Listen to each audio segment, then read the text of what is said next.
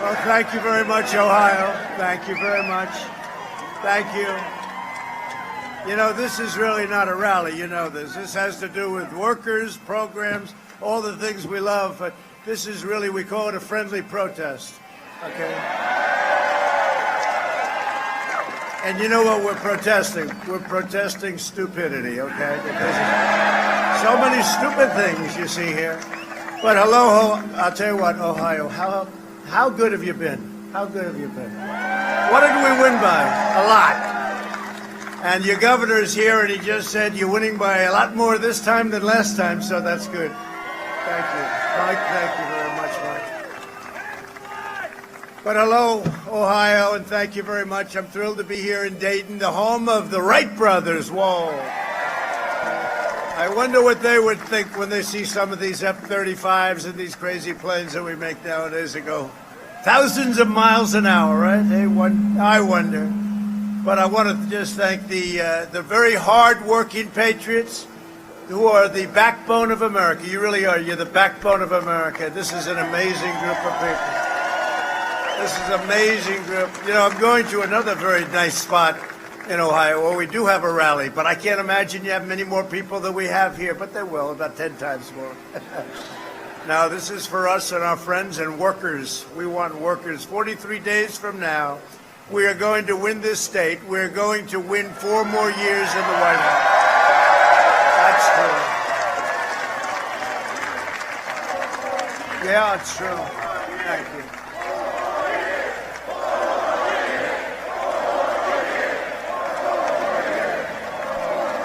Thank you.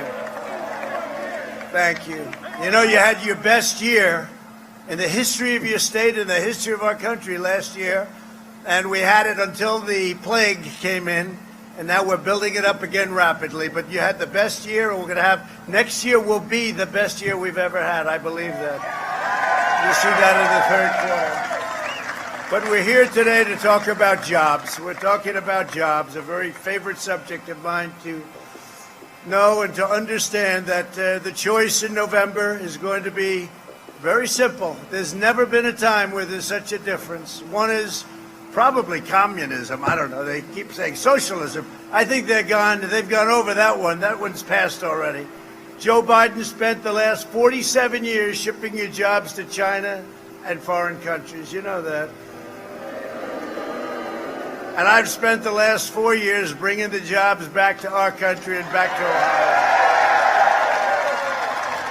Ohio. On November 3rd, Americans will decide whether we lift our nation to soaring new heights of prosperity, or whether we will allow a Joe Biden, Sleepy Joe, to shut down our economy, impose a $4 trillion, that's with a T, by the way, $4 trillion tax hike, abolish Ohio clean coal, oil, natural gas, and ship your jobs and factories and dreams overseas to China and countries that you've never even heard of.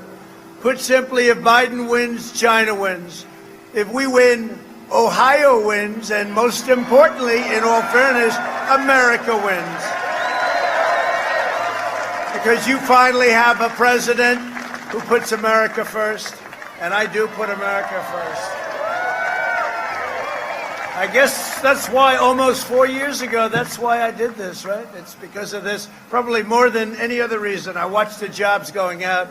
I never saw anything so stupid in my life. I watched the worst trade deals, and we've reversed many of them, almost all of them now, but we've reversed them. And again, we're having the greatest year we've ever had, and it's going to be back very soon. You take a look at what's happening. We're joined today by a real good friend of mine, somebody that's been with me from the beginning, and I've been with him from the beginning, Ohio Governor Mike DeWine. Where's Mike? Where's Mike?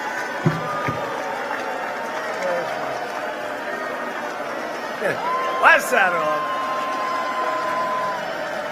He's opening up. He's opening. Where's Mike? Thank you, Mike. Thank you, Mike. He's a good man. And Lieutenant Governor John Huston. Good guys. Yeah. Thanks, John. Good job. Congressman Warren Davidson. You know Warren? Whoa. Warren, that's very impressive. These are real warriors. I'll tell you another one, Mike Turner. Do we know Mike, huh? Hell of a lawyer. Thank you, Mike. Thanks for all the help, too. Both of you. Really appreciate it. And a man, you know, I don't know if you know him. He should become legendary. Because when we didn't have a lot of support, I had a guy named Bob Paduchek. You know Bob? And he kept saying, every time I said, you know, we're not getting the kind of support from the top people, he said, that's okay, sir. You went up another 2 points. We won this state by a lot. Remember the fake news? Well, that's a lot of it back there, too. A lot of fake news. But they were going around, Mike. Hey, Mike, they were going around saying, well, Trump may not be able to. Remember, you have to, in order to win, you have to win Ohio, right? And then for a year, I heard, you cannot win unless you win the great state of Ohio. But they didn't say the great state. I say the great state. And I heard it for so long, it would be impossible. And then we won that night by, 9 points? What was it, Bob? 9 points. We won by a lot. In fact, it was the first indication that was going to be a tough night for the Democrats. They say, ladies and gentlemen, not only did Trump win Ohio, he won by a hell of a lot more than we anticipated. Right? And then we went on. Look at this, guys. I love these guys. Look at this. Look at it. We're not going to mess. Nobody's messing with these guys. You know, they're great workers, but we use them also for security. If anyone gets a little bit rough, you'll take care, right, fellas? Thank you very much. Thank you. But we won it big, and that was the beginning of one of the most exciting nights in history, because we did something in 2016 that was amazing. And I'll tell you, honestly, there is more enthusiasm now. And this is fact. In fact, they have a new thing. First of all, you know, we're working very hard on getting a third Supreme Court justice. And I'm going to announce who that is. The only thing I'll say for the women, it will be a woman. Uh-oh. There are a lot of angry people. Okay, here's a question. Okay, it will be a woman. Does anybody here, please raise your hand if you have the courage. Is there anybody here that insists that it will be and should be a man? Is there anybody with the courage? Please put up your hand right now. A lot of women here. So, okay, ready?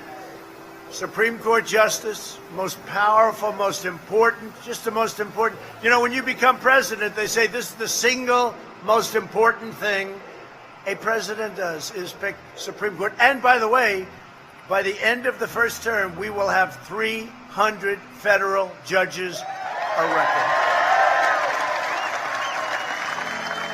So let's give me a free poll. We do this. I have such fun with it. We do it. Give me a free poll. You know, if they go out, they charge hundreds of thousands of dollars. They interview like 19 people, which mean nothing. Here we got a lot of people. So give me a free poll. Who would like to see a woman justice of the Supreme Court?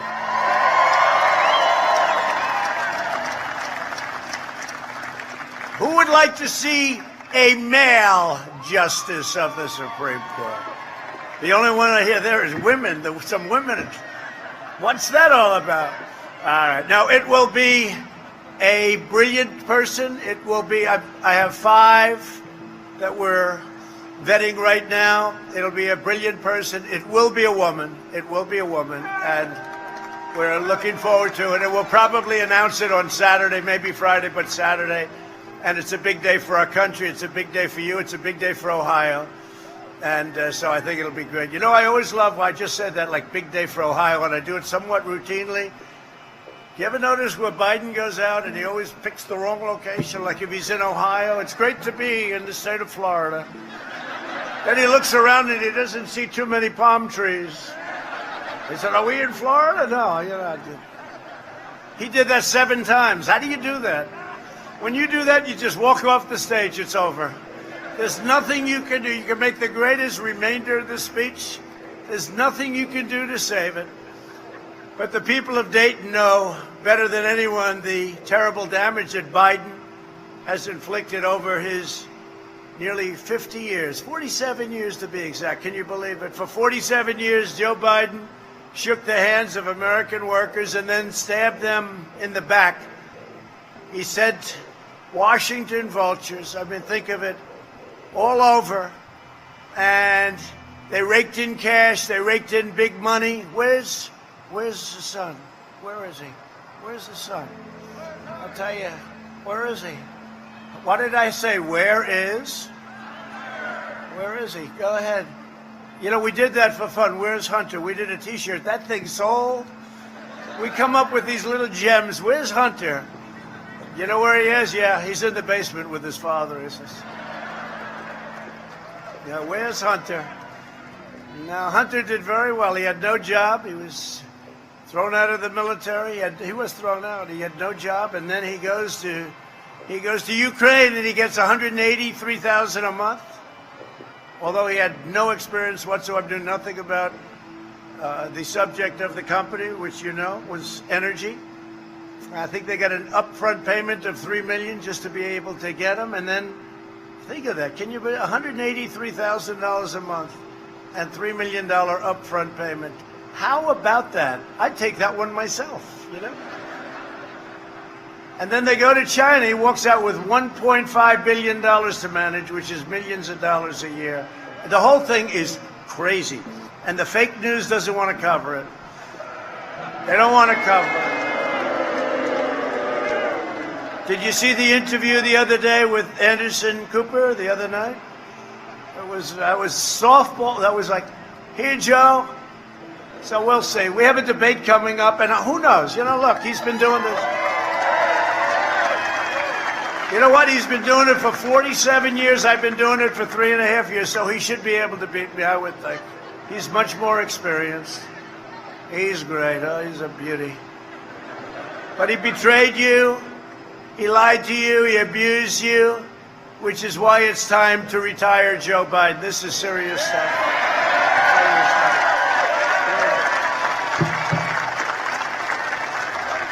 Do we have any Teamsters here? Teamsters? Any Teamsters here? That's all? One? All right. Well, I did a big favor for the Teamsters. You know, they had a trucking company. I think 30,000 jobs going out. James Hoffa called up. Could you help? Could you help? Could you help? I helped. I kept that company going. They saved 30,000 jobs. But then every year they always endorse the Democrat. Doesn't matter good or bad. And James Huff, I'm so disappointed in that guy. So I called, I said, you know, I'd love to get their support. Oh, I'm sorry, sir. They've already endorsed Sleepy Joe Biden. It's like automatic. But you know who doesn't endorse him? All the workers underneath. And they'll either throw him out or he'll retire. He'll retire. You get tired of it. It's like automatic. They endorse the Democrat because the Democrats do whatever the hell they want. It's really, but the workers, the people underneath, the real people, they're with us all the way. I've hired thousands and thousands of Teamsters, all the concrete worker buildings in Manhattan, but they're just like wedded. It's almost like a habit. I consider it a habit. I think it's disgraceful. But I saved this company, a big company, good company, great people. We saved it. And then you say, unrelated, totally unrelated. Hey, we'd love to have, well, I'm sorry, it's already done. These people are terrible, but that's all right. You always have to remember things, though. Remember, you got to remember, right, workers? On November 3rd, we must turn the page forever on the failed, corrupt political class. That's what it is. They get so much things that are so unfair to the rest of our country, and that's why they're always with that top level of Democrat, but the workers are with us. Biden is a die-hard globalist. You know, globalists are out. You know that, right? Globalists destroyed. They helped destroy this country. I'll tell you, if I didn't come along, I really mean it, this country was going down, and we stopped it. If you look at your Second Amendment, if you look at so many different things, no matter what it is. You look at our jobs prior to the plague and now coming back, you know, the housing is record-setting. Car manufacturing is record-setting. You take a look at car sales are record-setting. Retailing, who would think retail is record-setting? It's amazing because we had such a good foundation. We closed it up. We saved millions of lives. We had no choice. We had to do that. And then we opened it, and now we're rocking. It's going good. It's really going good. But the Democrats really waged war on the American workers for half a century. Look what they've done. Biden's policies destroyed 60,000 factories and killed 4.5 million manufacturing jobs. We brought back 700,000 when they said, right? They said the magic wand, you can't do it. Manufacturing jobs are gone. I said, really? I don't think so. Biden championed the NAFTA disaster and China's entry into the World Trade Organization, which was a total catastrophe. That's when China started going up like a rocket. You know, they're considered in the World Trade, they're considered a developing nation. No, they're not a developing nation. By being a developing nation, they get all sorts of advantages over us. So we've been protesting it, and we do things that you wouldn't believe. You don't even want to hear about it because it's disgraceful. China is a developing nation, and therefore, for years and years, they had big advantages over the United States, but no more. What followed was the nothing short, and think of it, nothing short of a blue-collar carnage. And it was in Ohio and Pennsylvania and North Carolina, New Hampshire, Michigan. You know how many car plants we're bringing back to Michigan? Nobody's ever seen it. For 40 years, they didn't build a plant. And now they're building them all over. And I tell countries, I told a great gentleman, he just retired, Prime Minister Abe of Japan, I said, Shinzo, you got to build plants here. You can't do this. You're building your cars in Japan and sending them. We want our cars built here. We want cars built here. And he said, well, that's not up to me. That's up to the company. That's all right, Shinzo. I know you can do it. The next day they announced 5 plants. I mean, you know, what can I tell you? I know my people. It's up to Shinzo. It wasn't up to anybody else, but he's great. The workers of America will never forget Biden's economic treachery. They will remember in November after Biden betrayed, and think of it, all the betrayals on NAFTA and China. 40% of all of the manufacturing jobs were shipped out of Dayton. Now, the good thing is your roads, you didn't have a lot of traffic, so that's the good news. Everything else was bad, right? Everything else was bad. 30,000 Dayton families saw their jobs disappear overnight. By 2016, the per capita income in Dayton had fallen 12% below the national average of $50,000. Remember this. This all happened. I mean, these numbers are incredible, what's happened in 3 years. Ohio lost 1 in 3 manufacturing jobs, 2 out of 3 iron and steel mill jobs, and half of its auto jobs, courtesy of Joe Biden and that crew, that group, that whole ideology. And now, of course, his ideology has changed. He's so far left. Now, just so you understand, he has no choice. It's not him. He's being pulled left. You see where Kamala, she's another great one, that one. You see her poll numbers? Her poll numbers were going down, and nobody treated him worse than to Kamala, right? And she said the Harris administration and working with Joe Biden. Did you see that? But he said worse. He said the Harris, right? He said the Harris-Biden administration. And I heard that. I actually heard that live, although it's not real live, I'll tell you. It's sort of half gone. It's shot. It's shot. But he said the Harris-Biden administration will, and that's where it is. Look, this guy is shot. I mean, if he makes it, it's going to be, I'm going to come back to Dayton, I'm going to say, what the hell happened? I will have lost to the worst presidential candidate in the history of politics. I really believe that. The guy can't speak without the teleprompter, although I'm telling you, I think, she says this, I hope you're right. Thank you. I hope you're right. I tell you, the country can't afford it. One thing I've learned is that President Xi of China, President Putin of Russia, Kim Jong-un, North Korea, every one of these leaders, they're not shot. And we can't have somebody that's sleepy. We can't have a sleepy guy negotiating with us. Oh, would they like to see him, though? Did you see? Would they like to see Joe? It's their dream to see Joe. How about Iran? You think Iran might like to see Joe Biden? They'd go back, they'd say, give me another $150 billion, We gave them $150 billion. We gave them $1.8 billion in cash. You know what that looks like, $1.8 billion in cash?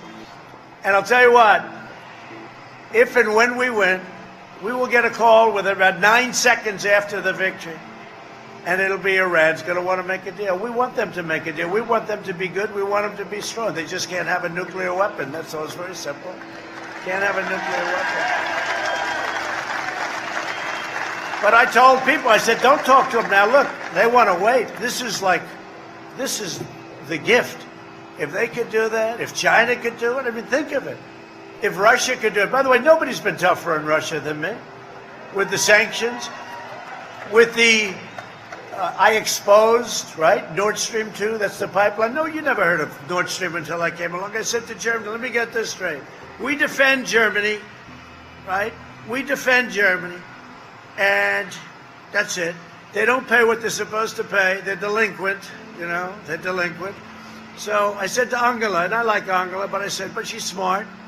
Why should she pay if she doesn't have to? So I said, Angela, so we defend you against Russia, and you pay billions of dollars to Russia. How does that work? Explain to me, what's that all about? But you never heard about that stuff. We give tank busters to Ukraine. We sell them in theory. I don't know if we'll ever get the money, We sell them. But, he gave pillows. Maybe he got them from Mike Lindell, the pillow man. You think when Obama sent pillows over to Ukraine, I send tank busters, they send pillows. Then the fake news goes, oh.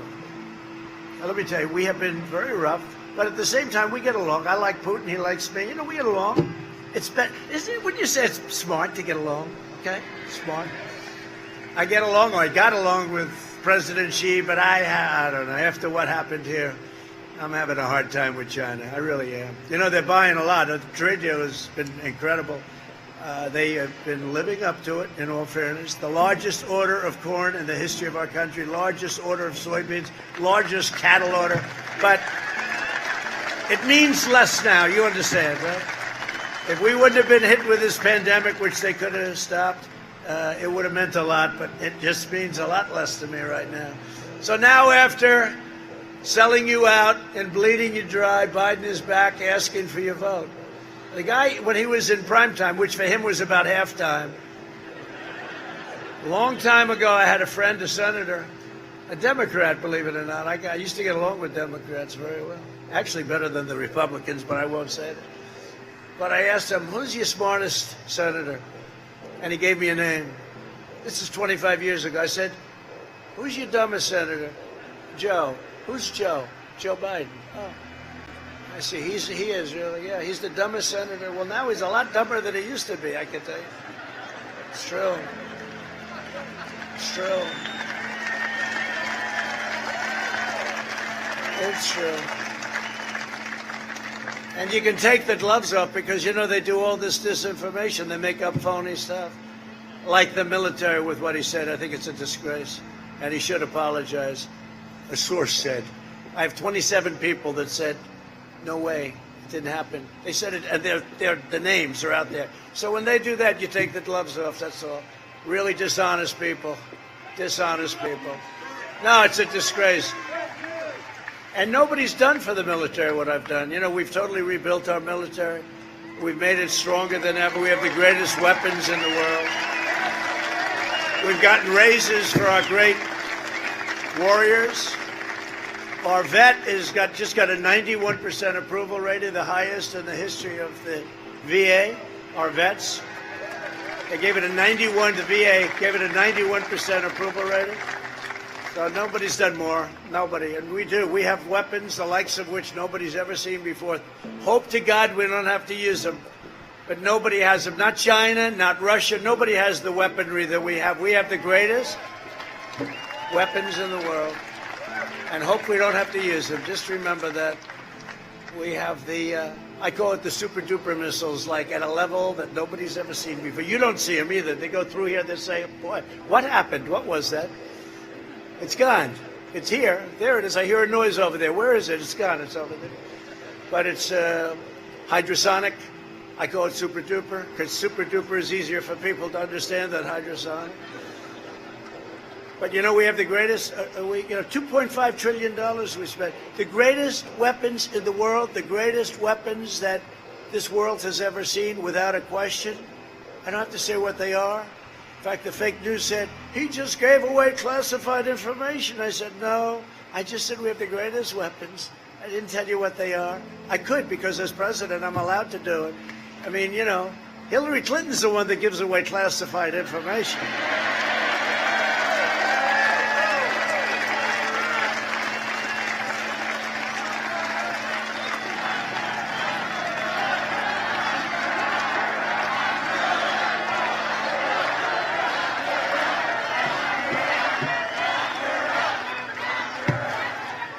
Yeah, Hillary, and how about the idiot John Bolton? I mean, he comes in, all he wants to do is go to war with everybody. If I listened to that idiot, we'd be right now in World War V. Sir, we saw some movement in China. I think we should go to war with them. And I think Russia, let's do them both at the same time. Let's also go in right now to North Korea. Hey, do you remember North Korea? We were supposed to be in war with North Korea. What happened? What happened?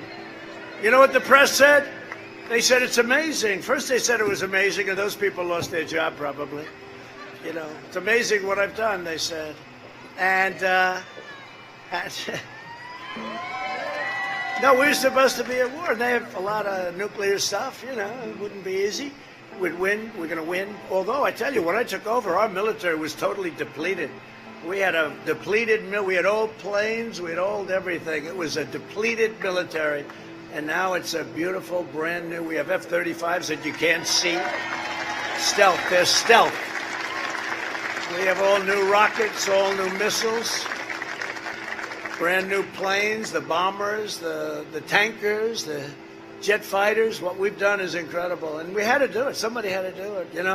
Somebody said, well, we're sort of doing some damage to our budget. I said, look, I want to have a strong military. If I see some people, some soldiers from foreign lands, right, walking up or running up the White House lawn, the beautiful south lawn of the White House, I'm not going to be saying, we didn't do too well with the military, but we kept it under control in the budget, right?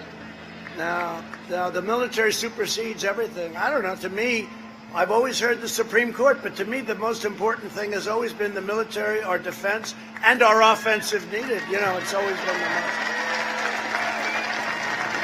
Joe Biden should not be asking for your support. He should be begging for your forgiveness, and he should be. Biden supported the disastrous Trans-Pacific Partnership. This building wouldn't be here if you ever did that one, which would have been a death sentence for the U.S. auto industry and other industries. He supported the horrendous Korea deal. Okay, how about the South Korea deal? It's a disaster. So that was a Hillary Clinton deal, I must say. Not him, although I guess he had it, his vice. Hey, you know what's interesting with Biden? So he always says, why didn't the president do this? And why didn't the president do that? And why didn't do this and that and this and that? The guy's been there for 47 years, but he just left like 3.5 years ago. He was there. And I keep saying, why didn't you do it? Why didn't you do it? Could have done it. It's not like he was 25 years ago. They were there 3.5 years ago. Why didn't you do it, Sleepy Joe? But the Korea deal, and I say it all the time, she said, this will create 250,000 jobs. And everybody got all excited, those jobs. The problem was the jobs were all produced in South Korea, so that didn't work out too well. 250,000 jobs for South Korea. Anyway, I renegotiated the deal in its entirety. Now it's a good deal. That was a rip, I'll tell you. And the pro-China Paris Climate Accord, it's pro-everything, it's pro-everybody but us. That would have cost us trillions of dollars, and we would have had the privilege of closing down Dayton's probably 25% of your companies. You could have never done it. It's an anti-America deal. And when I did it, I thought I'd be scorned. People understood that it was a total ripoff. They understood it. With every decision, Joe Biden twisted a knife into the hands and heart of the American worker. But these brutal betrayals ended the day I took the oath of office. That's true. I saw so much stupidity, the endless wars, and we're almost out of Afghanistan, as you know. not easy to get out because we have people in this country, the military-industrial complex, Eisenhower called it the military-industrial complex, and it does exist. It's not easy to get out, but we're very close to getting out, and getting out of the Middle East. We're down to very little in Iraq. We're down to almost nothing in Syria, but, you know, I will be honest with you, we kept the oil. Somebody said, you still have some soldiers in Syria? I said, that's right, I kept the oil. We kept the oil. We should have done that in Iraq. Remember, I used to say a long time ago, before I was, don't go into the Middle East, but if you're going to go in, keep the oil. Well, we went in and we didn't keep anything. And all the death, the blood in the sand, I call it the blood in the sand, that worthless sand, all of that death that's been caused for no reason. It's the worst decision in the history of our country going into the Middle East. We're in there now, $8 trillion, we're almost out. $8 trillion and nothing but death. And millions of lives, if you look at both sides. I'll look at both sides. Somebody would say, oh, we shouldn't be looking at the other side. I'll look at both sides. A lot of innocent people were killed. We lost incredible soldiers. I see the coffins, the caskets come in Dover, and I see it, and I said, oh, boy, why did they do this? My first week, I withdrew from the Trans-Pacific Partnership and saved that whole business of so much. I extended and what I had to do is I extended for a short time and then totally ended NAFTA. You know NAFTA is the worst trade deal ever made. Ever made. And we did the USMCA, Mexico, Canada. We have a great deal. And the reason I know it's a great deal because the other sides are unhappy. You always like to have an unhappy person at the other sides. No, they're okay. But they had a free rip at us for years and years and years. NAFTA, how many buildings, how many factories did you lose right here? Where they moved over to Mexico, moved up to Canada, moved all over the place. But that's not going to happen anymore. The New Deal makes it very prohibitive to do that. In 2017, I signed a historic executive order making it really something. You got to do a couple of little expressions. It's called Buy American and Hire American.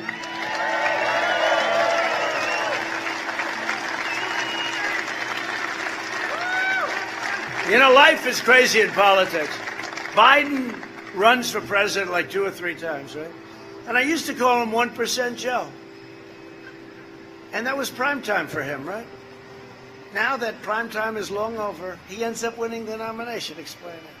But had Elizabeth Warren left and been loyal to her communist ideology, they say socialist, but it's communist. It's pretty close. It's maybe somewhere in between, heading toward the C word. But had she left before Super Tuesday, Biden would have lost every state. But she took the votes away from Bernie. And Bernie's a nice guy. You know, crazy Bernie. He is the nicest loser I've ever seen. You know, when they talk about sportsmanship, he got screwed by Hillary Clinton badly, but not as badly as this time. This was worse. Because all Pocahontas had to do is leave a day early. She didn't even have to endorse him.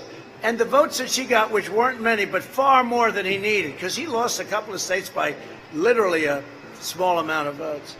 He would have gotten most of those votes. He would have won. He would have been the one we fought. I don't know. Who would have been better? Who would have been easier? Sleepy Joe Biden or Crazy Bernie? Tell me. Sleepy Joe. Who says Sleepy Joe? Who says Bernie? I don't know. It's hard. Bernie had more spirit. You know, Joe's got no spirit. It's dead as a rock. The only spirit he's got is spirit to beat me. And that's called a negative spirit. And historically, that doesn't do that well. If you look at old races, when somebody's getting votes because they don't like somebody, you know, there's an ideology that, let's face it, doesn't like me too much. Somebody said, we don't like his personality. I said, I always thought I had a good personality. They don't like my personality. Who the hell cares about my personality? Right? Got to get the job done. See those rough guys over there? I don't like their personality either, but they get the job done, right? Who the hell cares? Who cares about their personality? But when Sleepy Joe was vice president and other countries flooded our market, thank you very much. Who is that? Wow. Good voice. Have you ever tried opera? Good voice. Thank you, Donald. But other countries flooded our market with subsidized washing machines. Remember that disaster? Does anybody know about the Whirlpool plant in Clyde, Ohio, right? And the head of Whirlpool came to see me. I was president-elect. And he called, and I don't know, for some reason I've heard of Whirlpool. I've heard of it all my life, I guess. I didn't know much about it. They made washing machines, and I never knew. I knew they were dumping steel on us and dumping certain things, but I didn't know they were dumping washing machines.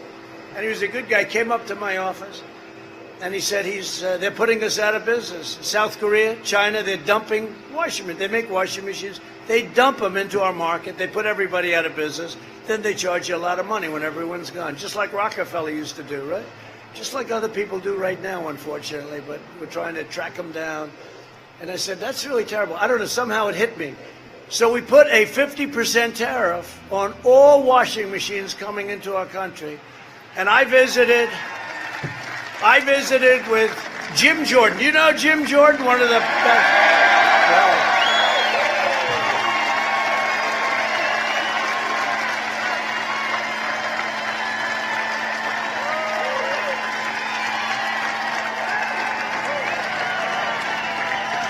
you know, he's a great wrestler. He was one of the best. He was a great wrestler.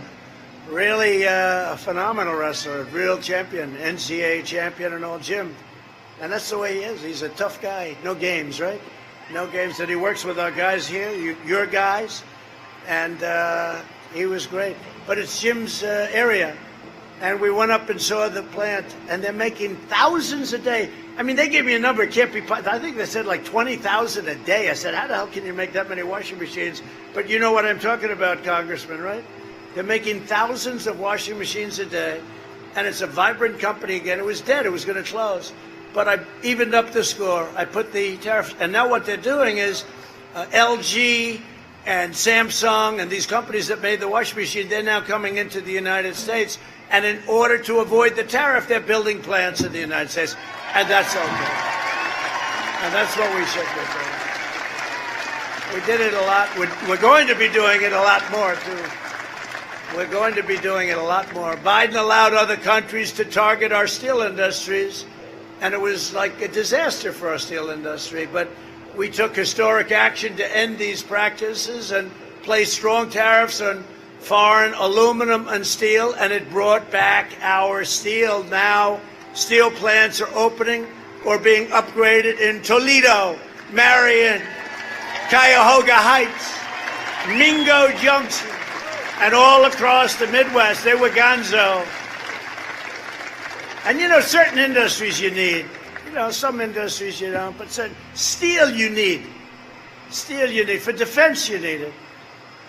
You don't want to talk war. You don't want to talk about that. But if we had a problem, what are you going to do? Well, we don't have any steel mills. Let's see if we can get some steel from China. But, sir, you're fighting them. Well, that's not working out too well. No, we had to save our steel. We had to save our aluminum industry, and we've done it. We've done a great job. But you have a lot of steel mills going up right here in Ohio. And a lot of them being expanded, and they're really state-of-the-art. As Vice President, Biden did nothing as China stole our intellectual property, flooded our markets with dumped goods, unfairly subsidized its industries, manipulated its currency. They're the greatest in the world at that. I go to my guys, they say, what about doing a little movement on the dollar? Sir, we can't do that. It has to float naturally. Well, China does it. China, you talk about a manipulation. Man, it's like a yo-yo. Let's see, let's raise it, let's lower it, let's do this and that. But we actually called him on it, didn't we, Congressman? Turner, by the way, you did such a good job. You are a hell of a lawyer. You could represent me any day. Actually, he did. He actually did represent. Right? Davidson, Turner, what a group. They're tough. And then you add Jordan into it. They like him, though, don't they? Huh? They like Jim. And they poisoned our communities with fentanyl. You know that? Instead, Biden allowed China to ravage our towns, raid our factories, and rip apart our communities. That's what they did. And then he goes in and he brings his son. Hey, see if you can give him some money. Give him $1.5 billion. I went to Steve Schwarzman. Steve Schwarzman is like one of the biggest guys on Wall Street, Blackstone. I said, Steve, what are the chances? He does a lot of business with China. said, Steve, what are the chances of somebody walking into an office in China and in 10 minutes walking out with 1.5 billion to manage? He said, 0. He said, I couldn't do it, and I have this great company. It's a disgrace. How about where he points and he says, you're not getting your $1 billion unless you get rid of that damn prosecutor. And then they says, they got rid of the prosecutor, here's your $1 billion. Does anything happen? Nothing happens. Republicans just have to get so much. I'm so angry at Republicans. I am. I'm so angry. I am so angry, but a lot of things are happening. You're reading the papers also. A lot of things are happening. You know, they spied on my campaign. We caught them. And by the way, that's Biden. That's Obama. They spied on my campaign. It's never happened before. It's treason. Comey and all the sleazebags. They spied on my campaign. And we caught them. Let's now see what happened. I stay out of it. I just stay. I'm trying like hell to stay out of it. You know, I don't have to actually, but it's better if I do, I think. Barely, he's shaking his head, sort of like, that's the weakest yes, but it's true, right? But it's true. I'm trying to stay out of it. But it's a disgrace that it's taken this long. I tell you what, these people are bad people. They've done things. What they've done to General Flynn and to other people is a disgrace. It's a disgrace. And many others. But Joe Biden's agenda is made in China. My agenda is made in the USA. It's very simple. And I took the toughest ever action to stand up to China and their decades of pillaging, plundering, looting, including these massive tariffs. You know, don't forget, I charged tariffs, took in tens of billions of dollars. They targeted our great farmers. Do we have any farmers here? Any farmers? Well, am I correct? We gave the farmers $28 billion. Thank you very much, China, right? Because they were targeted for 28 over a 2-year period, 12 and 16, right? Did you get your check? And you might not be in business if I didn't do that. Yeah. Good? Good, thank you, darling. Just give you the right answer. It's always dangerous to do that. No, I never got the money, no. So you got the money, yep. But once again, Joe Biden is sided with China over America. Look, do you think this guy's going to be tough on China? His son? No, think of it. And then he takes ads. He's going to be tough on China. This guy, they looted him and Obama. And in all fairness, not just the 8 years. This has gone on for 25, 30 years. Probably the biggest reason I decided to run and give up one of the greatest lives anyone's ever had for this. For this. But you know why I like it? Because we have done more in the first 3.5 years than any administration in the history of the country. And I say that, and these fake news people don't even question it. There's nobody done what we've done. Between our military, between our trade, between our energy independence, between all of the things, we could go on forever.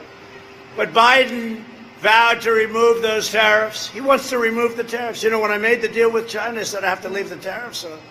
They said, you got to be kidding. They wanted one thing, the removal of the tariffs, and I wouldn't do it. We wouldn't do it. I said no. But Biden said the other day he wants to take he doesn't know what a tariff is, first of all. Sleepy Joe would like to remove the tariffs off China. They're paying billions of dollars a year. Could we take them off? Absolutely. What are they exactly? But it wouldn't even happen that way. The radical left, which likes China, the radical left would walk into his office, and here's your bill, right? It's supposed to be a speech. I haven't exactly used it too much today. And it'd say, here, President, sign this. Oh, okay. Do you have a pen? Okay. What was that? That's a deal with China. Don't worry about it. That's what would happen. But he gave China free rein to continue ransacking the American heartland. And you know, look, they were targeting you. The reason nobody took on China was China said, we're going to go after your heartland. And they said that to the presidents. And I said, go ahead, do it. And the farmers were the most loyal. They all said, we've got to do it sometime. They told me that. I mean, they told me that loud and clear. We didn't lose anything with the farmers. They said, somebody's got to do it. And I said, here's what we're going to do. We're going to let them target you They're going to stop buying. We're going to charge them tariffs, and I'm going to give you back the money that you lost, that you were targeted for, and we're going to have tens of billions left over for the Treasury. That's exactly what happened. Nobody else ever thought of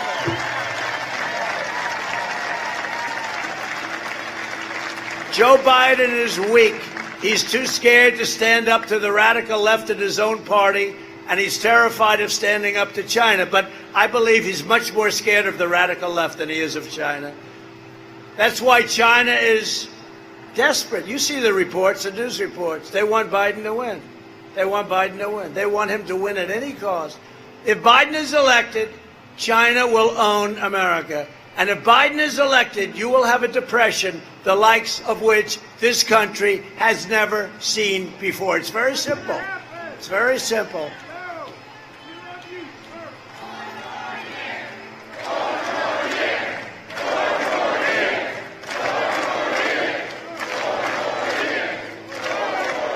Largest tax increase ever proposed. That's what you're going to have. Does anybody mind paying more tax? You know, all my life I've studied. I like politics. I just always liked it. It's lucky I liked it because, never did it before. He said, he can't run. He's got no experience. And now I look around. Yesterday I was in the Oval Office. I said, oh, excuse me, is this the Oval Office? No, but it's a lot of it's common sense. It's all common sense. That's why we call it protest. We're studying some of the things. I'll tell you one quick story. So we're building an aircraft carrier long before my term, the Gerald Ford, and they decide on the catapults. You know the catapult that throws the plane into the air. For years, it's been 50 years, whatever, longer. It's been steam, simple, beautiful steam. Wah, throws it off. Wah, you ever see those airplanes, they go off? The catapults. So I noticed that this ship is never getting done. I came in and they said, oh, it's got tremendous cost overruns. I said, what's the problem? Well, the catapult system doesn't work. That's strange because they've been building them for years. I wonder why. You know about this. And so I said, strange. Let me check. So anyway, I'm supposed to go over and take a tour. I want to take a tour of the ship, find out why it's so late, why it's so, I won't tell you how many billions of dollars it's over budget. Billions and billions of dollars. But I heard the catapult system and the elevators are no good. Other than that, it's wonderful, right? The elevators that bring the planes up, they don't work. So if you have a problem, you can't get your planes up. They're down, stuck in a garage down at the bottom. Not too good. So I go over and they want me to meet the admiral. I said, no, I don't want to meet the admiral yet. I'll meet the admiral. I can meet with the admirals a lot. I got a lot of admirals. I like the admirals. I want to meet with the catapulters. Sir, what would you want to meet with the catapulters for? I want to find out why the hell the catapulters don't work. So I went there, and they did a new system. It's electric. It's all electric. So instead of steam, which is simple and great, powerful, good, and they know how it works for years and years, they decide to go all electric. Now, if you take a little glass of water, take this glass of water, you throw it on, and that's the end of that. You bring somebody in from MIT. How the hell do you fix it? And we're dealing with the ocean. And rockets being shot at the ship and the rough stuff, right? But it wasn't working. So I said, no, I want to meet with the catapulters. So there were 5 people. They came in. One's been doing it for over 20 years, I think he said. I said, who's the boss? I am, sir. I said, what do you think of our new system of electric catapults? Sir, it's no good, sir. I said, that's not good. That's not what actually, it is what I expected the end to be on. I said, so it's no good, right? The system is no good. No, sir. I said, what do you think of steam? Sir, it's the greatest. And if it breaks down, I can fix it with a blowtorch or this hammer. I can fix it. And if the waves hit it, sir, all it does is cool it down a little bit, sir. It's actually good for it, good for the surrounding steel. I said, so you think it's better? I said, why did they do the electric? Because they're totally inexperienced. Then I wanted to see the architect, and I saw a representative, the architect of the ship. Now, this is a ship that cost $15 billion. And I looked at the architect. I said, have you designed a ship before? And he said, yeah, I have. I said, they have a $900 million cost overrun for electric catapults. And they're no good, even if they work. I said to the guy, why is it that they did sir, we could do it much faster. The thing goes back and forth. I said, all right, well, that makes sense. But the catapulter said, but sir, it doesn't matter.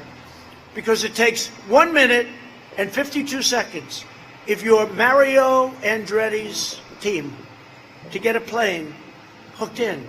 So the steam generates during that minute and a half, and it's all set to go.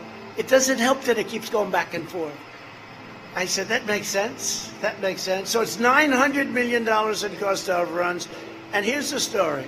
They spent much more money, and it's no good. Then they have the elevators. Now, tractors use hydraulic, right? You know, they can do anything. Lift up, they go. It can rain, it can snow. Lightning hits the damn thing, and nothing happens. The lightning gets hurt. Nothing happens. So they have these big elevators that lift the planes up. You know, the sirens go off. Everything's beautiful. The problem is the elevators don't work. So they're magnetized. They're lifted by magnets. I said, who the hell ever heard of? I know about that. You know, it's a new technology that's about 200 years off. So instead of using powerful hydraulic that never breaks, they have magnetized elevators. So stupid. I mean, honestly, so stupid. I tell you this because you're workers and you guys understand it's what we do is so stupid. So they have hundreds of millions of dollars in cost overrun for stuff that's no good. And 2 years ago, I told them, it's no good. You might as well rip it out because it's never going to work. You put hydraulic in the elevators and you go back to steam. And it's such a shame to see the kind of money that was squandered by people that have no idea what the hell they're doing. It's a shame, yeah? It's a shame. And you would understand that. I'd only tell that story to really sort of a group like this because you guys understand it. It's mechanical engineering at a very easy level. It's easy to understand. Hundreds of millions of dollars wasted for something not as good. For decades, our politicians spent trillions and trillions of dollars rebuilding foreign nations, fighting foreign wars, and defending foreign borders. But now we are finally protecting our nation, rebuilding our cities. We are bringing our jobs, our factories, and our troops back home to the USA where they belong.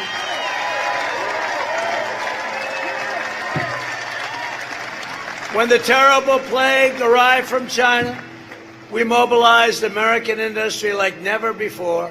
We rapidly developed life-saving therapies, reducing the fatality rate by 85%. We've done such a good job, except in terms of public relations, because the press just will not accept it. They just want us to think of what we've done with the ventilators. Soon the vaccines and the therapeutics. We've already remdesivir and other things.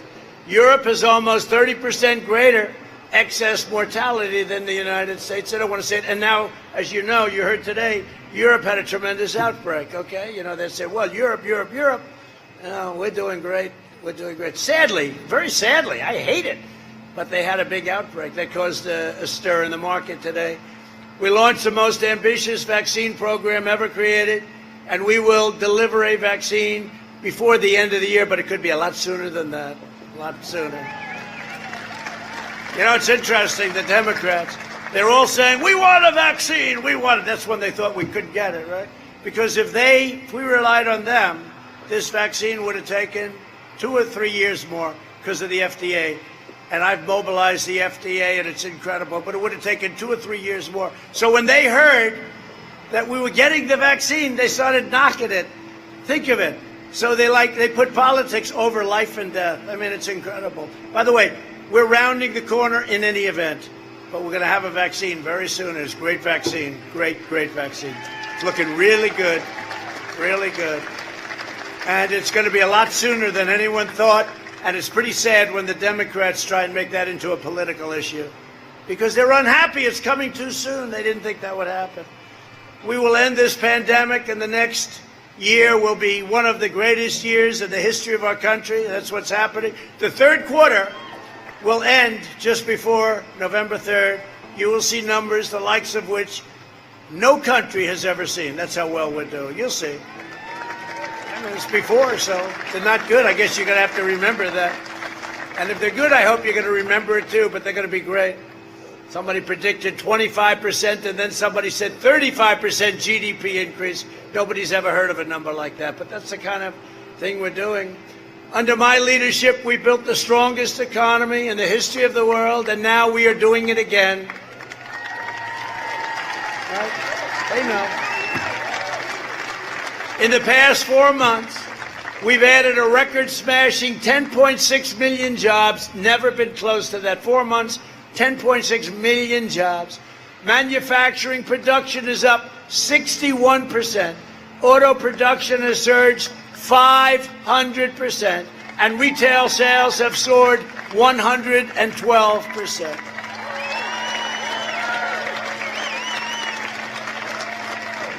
But if Sleepy Joe Biden wins, the economy will collapse. It's going to collapse. It's going to, even psychologically, it'll collapse. And you know, as good as the stock market's doing, it's a headwind knowing you have an election. Things happen in elections, some bad things, some stupid things. But that's a headwind. We'd be doing even better if this election were over. If we win, and when we win the election, you're going to see things roar, because that's what people want, that's what the market wants, and that's what the workers want. Biden keeps talking about a nationwide shutdown. There's no shutdown. My plan is to crush the virus. Biden plan, and Biden's really plan is to, and it's not that he wants to crush America, but he will, just out of gross incompetence. Biden will surrender to the virus just like he surrendered to China, and just like he surrendered to the radical left, including his own running mate who's running the show. And she's nothing special. She is nothing. Between her and Elizabeth Warren, what a couple of great ones they are. What some people. Although I tell you something, Elizabeth Warren did do a great number on Bloomberg, didn't she? I tell you. One question, and that was the end of him. How are you enjoying politics, Mike? That didn't work out too well. 1.8 billion wiped out in one question. It was the most expensive question in history. To protect our workers during the pandemic, I suspended the entry of new foreign workers who threaten American jobs. I know you don't mind. You don't mind that, do you, folks? As the economy reopens, I want to ensure American workers that we're putting America first, and our jobs are put first. Our country is put first. Our manufacturing is put first. Everything is now put first for the USA.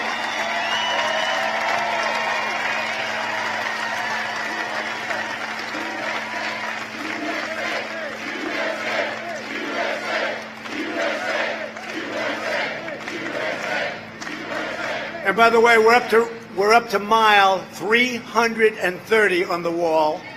330. We're setting records on not allowing all of these, some really bad, when you look at the traffickers, they traffic in women and drugs and other things, but they traffic in women, the drug dealers, we're setting records now on the wall because we have 330 miles. We're averaging 10 miles a week. And we'll be finished with the wall very soon, and it's had a huge impact. So one of the most radical things that will happen, and there's no way he can get away with this, because he was banning fracking for a year. He's running, he's banning fracking. I said, he's gone. And then all of a sudden, they say, well, I didn't really say that. He did. Remember, it's always the first thing they say with a politician. It's the first thing. He wants to ban fracking and outlaw Ohio energy production. And you're a big energy producer, whether you know it or not. So he's going to ban fracking. There's no question about it. And even if he didn't want to, the whole radical left, their plan is to ban fracking. They want to ban fracking. They don't want any fossil fuels. Just a few days ago, Biden reiterated his plan to require net zero carbon emissions. So you do that, I think it's wonderful. Close up about 70% of your plants. This requirement would end all investment in fracking, and it would just shut down everything. Our country, you see the rolling blackouts they have in California? I don't think we want too many of them in Ohio, do we? Would anybody like a few rolling blackouts? We'd like to watch President Trump tonight. I'm sorry, darling, but we have no energy. We have no energy. We're going to get it from the wind. The wind is blowing. The wind is got a wonderful energy. The wind, when it's blowing, it's just fine for about 20% of the time. By ending fracking, Biden would destroy 700,000 to 1 million Ohio jobs, and your energy prices would go through the roof. When Biden was vice president, they deliberately killed 40% of all coal mining jobs, and the rest were coming fast. I saved it. I put our miners back to work. Clean coal, I call it clean coal. To do a lot with coal today. And while I'm president, America will remain the #1 producer of oil and natural gas anywhere in the world, and Ohio workers will continue leading the way, and that's what we're doing. And just in concluding, over the next 4 years, we will build America into the manufacturing superpower of the world, and we will end our reliance on China and all other faraway lands that nobody in this beautiful facility, whatever the hell you make here, I don't know, but it looks good to me. But nobody ever heard of it. You have lands that we go to that nobody ever even heard of. Where are you sending this money? We're sending it to such and such a country. I never heard of it. We'll make our medical supplies right here in the United States. We'll cut your taxes and taxes for middle-class families at a level never seen before. You know, we gave you the biggest tax cut in the history of our country.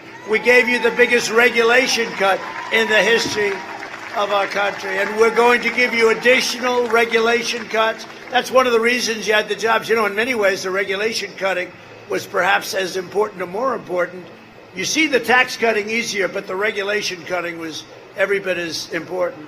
And we're going to expand opportunity zones to ensure that no community is left behind. And they've been a tremendous success, especially for the African American, Hispanic community. We're doing incredibly. Tim Scott, great senator from South Carolina, we worked hard on it. Opportunity zones, it's a big success. We'll enforce immigration rules that defend American families, raise American wages, and always put the interests of American workers first. We will enact fair trade deals that ensure more products are proudly stamped with that beautiful phrase, made in the USA, right?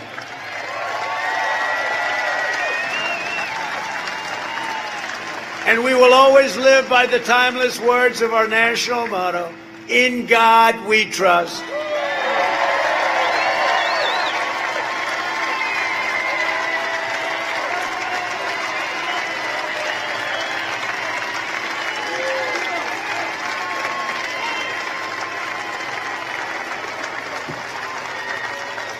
And they took the word God out of the Pledge of Allegiance. You saw that. I was listening to this Pledge of Allegiance, and I said, that's strange. They must have made a mistake. It must have been a typo. Something happened.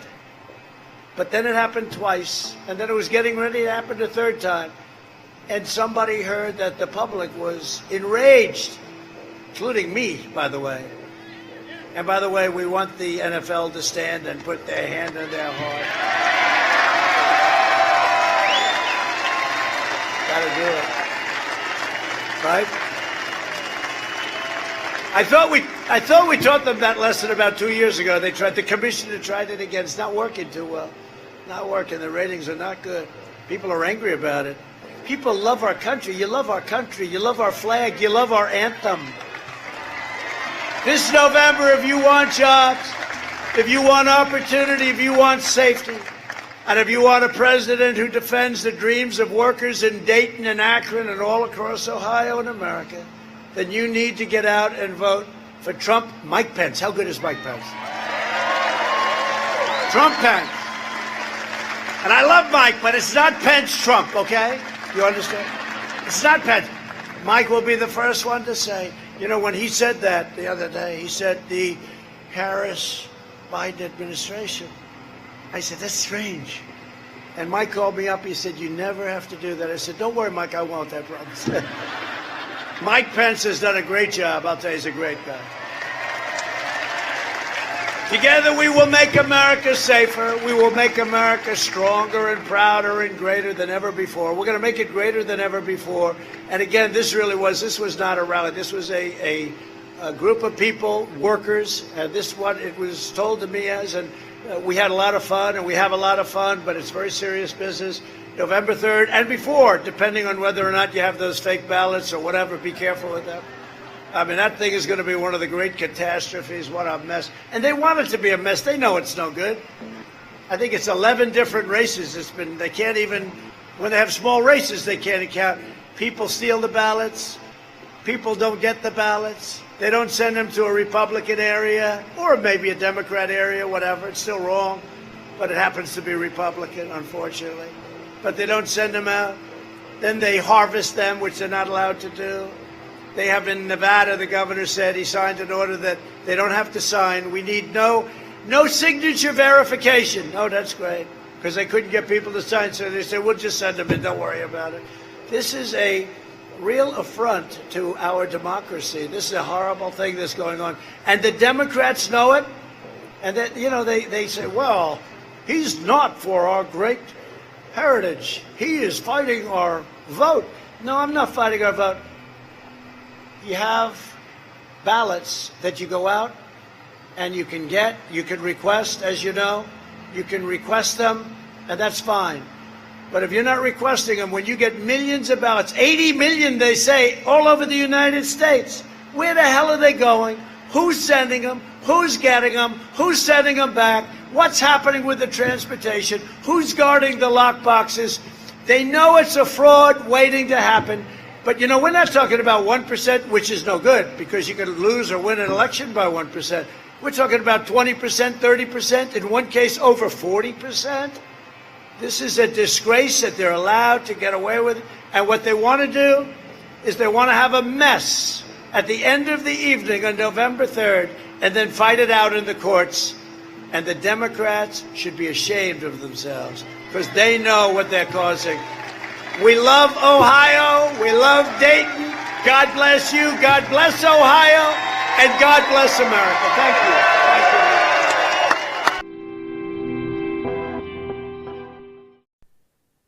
All right, I want to thank you all for listening to the What is Truth podcast. My name is Greg Fernandez. We cover a lot of different topics, but most of all, we always cover Jesus Christ. I want to take a second here to just talk about the free app for Anchor.fm, where you can make your own podcast, just like I've done here. Now, first of all, it's free. There's creation tools that will allow you to record and edit your podcast right from your phone or your computer. Anchor will distribute your podcast for free. They will distribute it for you so that it can be heard on Spotify, Apple Podcasts, and many more. You can make money from your podcast with no minimum listenership. That's right, no minimum listenership. It's very cool. It's everything that you need to make a podcast all in one place. God bless you all. Let's get back to the show.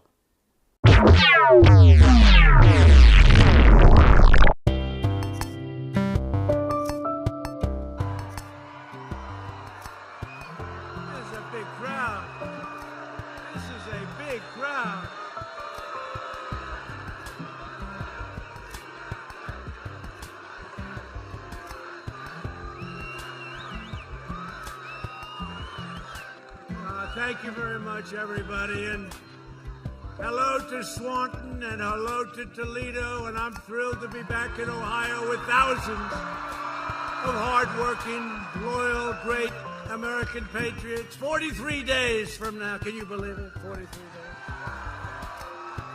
We're going to again win Ohio. I understand from Bob Paduchek, you know Bob, that we're going to win it by more than we did. What did we win it? 9. We won by 9 points. I just came into that big, beautiful plane. It's got more televisions than any plane in history. They've got televisions in closets, in bathrooms, on the floor, on the ceilings. And I just saw that we're tied in Ohio. I don't think so. They say President Trump may have a slim lead in Ohio. They're not even campaigning in Ohio, come to think. No, they're fake polls. They're almost as fake as the writers themselves. They're all fake. Remember last time they said, no, he's going to lose Ohio. We won by 9 points. So we had 7 swing states last time. President Trump is going to go home early, but it wasn't president at that time. It was just Donald Trump. He will go home early. And we did. We went home early as victors, right? But we had 9 states. They had one of their crazy papers, New York Times. You know, they hired that guy. They paid him millions because he never predicted wrong. He was wrong. I don't know if they had a contract where they could fire him, but they hired this guy. We had 9 states. I was down in all of them on the day of the election. I was going to lose all 9, and guess what? I won every one of them. Fake polls. They're fake polls. And then we have a crowd like this. I don't know. Look, hey, you know the cameras? Are you turning around? These guys are bad people, I swear. They never turn the cameras around, ever. Turn them around. Turn them around. They never turn. Look at them. They're just like a bunch of stiffs. Real stiffs. Why don't you turn the cameras around for once? You know, you look back there, you can't see it. There's got to be. Feels like Madison Square Garden on the ground, except we have more people.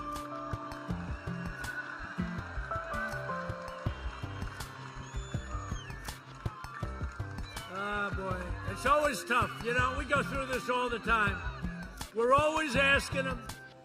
Look at these crowds. I mean, as far as you can't see it, you have this prime territory, like you should be in the real estate business.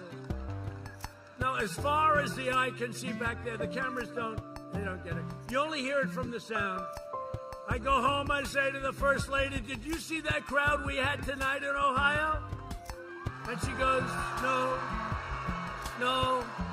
They just keep it on your face. That includes Fox. They just keep it here, right here. They don't want to show.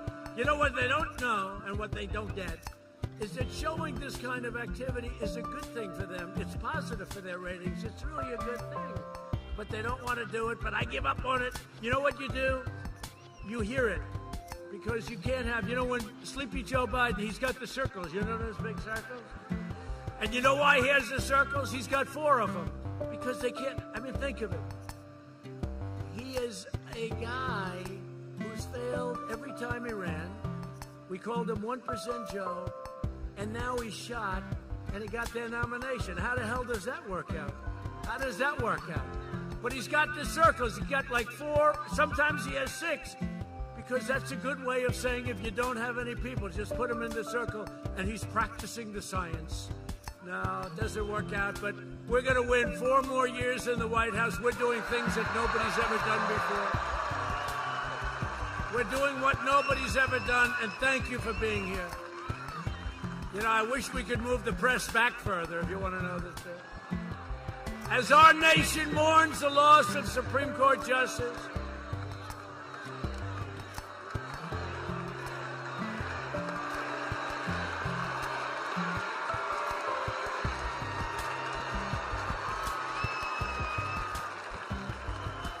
everybody.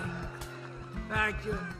So as our nation mourns the loss of Supreme Court Justice Ruth Bader Ginsburg, I will soon announce a nominee for the United States Supreme Court. They say it's the most important thing a president can do. I don't know. I think military, maybe. You know, we rebuilt your military, $2.5 trillion.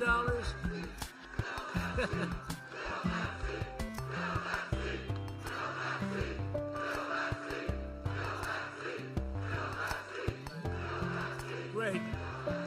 We will fill that seat. It's going to go quickly. Probably announce the person. I don't want to make the men too angry. It will be a woman. Is that okay? I don't want to have a problem with men. They'll say, Trump is doing very poorly with men, you know.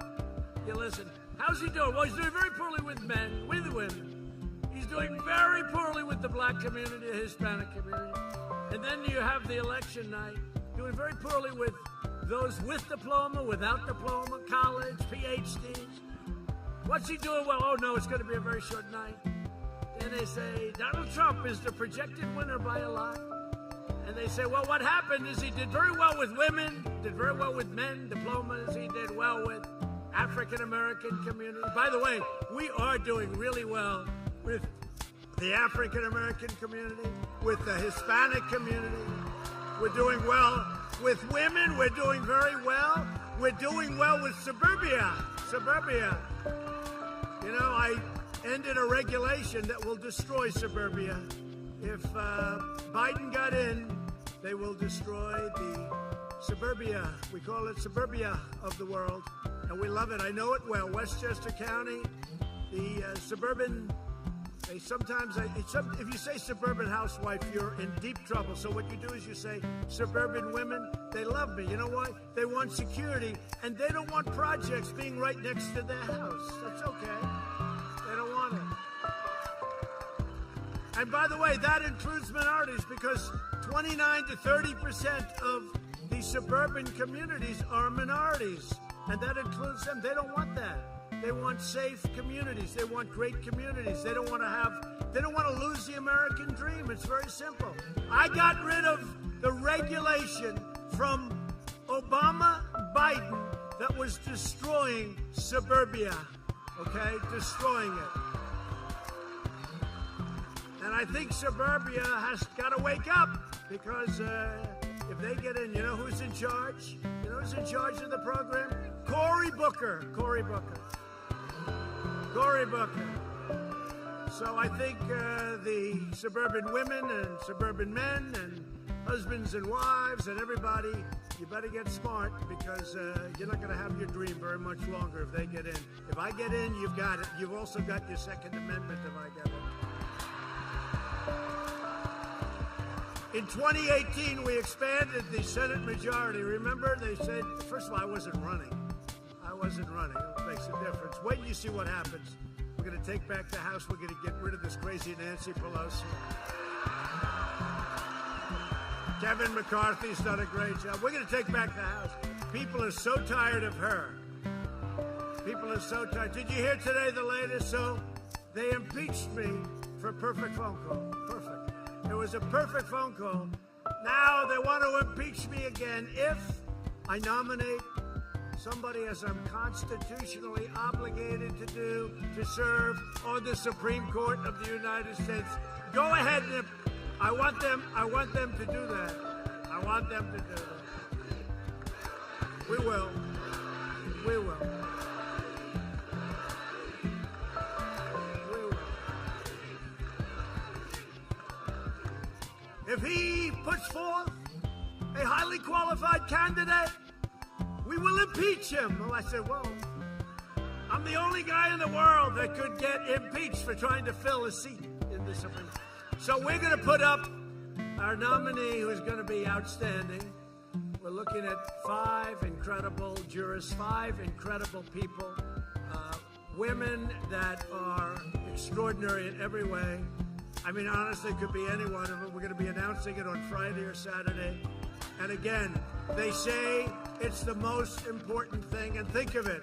So in a single term, by the end of our term, we will have nominated and had confirmed, I think it'll end up being over 300 federal judges and hopefully 3 Supreme Court justices. Think of that.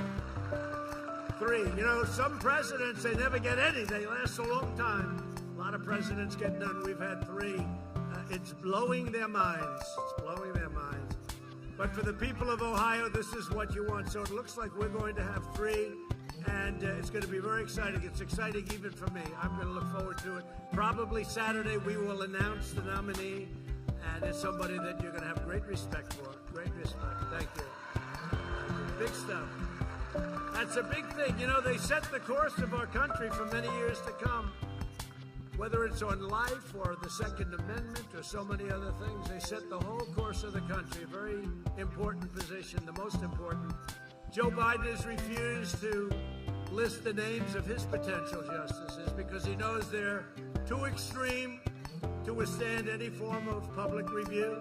If Joe Biden and the Democrats take power, they will pack the Supreme Court with far-left radicals who will unilaterally transform American society far beyond recognition. They will mutilate the law, disfigure the Constitution, and impose a socialist vision from the bench that could never pass at the ballot box. So they don't want to show the judges because the only ones that he can put in are far-left radicals. And if he does something even toward left of center, which would be acceptable, I guess, we have no choice. If he did that, he would lose the left. So he's going to have to put in radicals. So he doesn't want to show who his judges are. I've shown a list. I have a double list, about 45, from which I will only pick. But he doesn't want to do that. Because if you found out who he was going to pick, he would be unelectable. Hopefully he's going to be unelectable anyway. We're going to find out.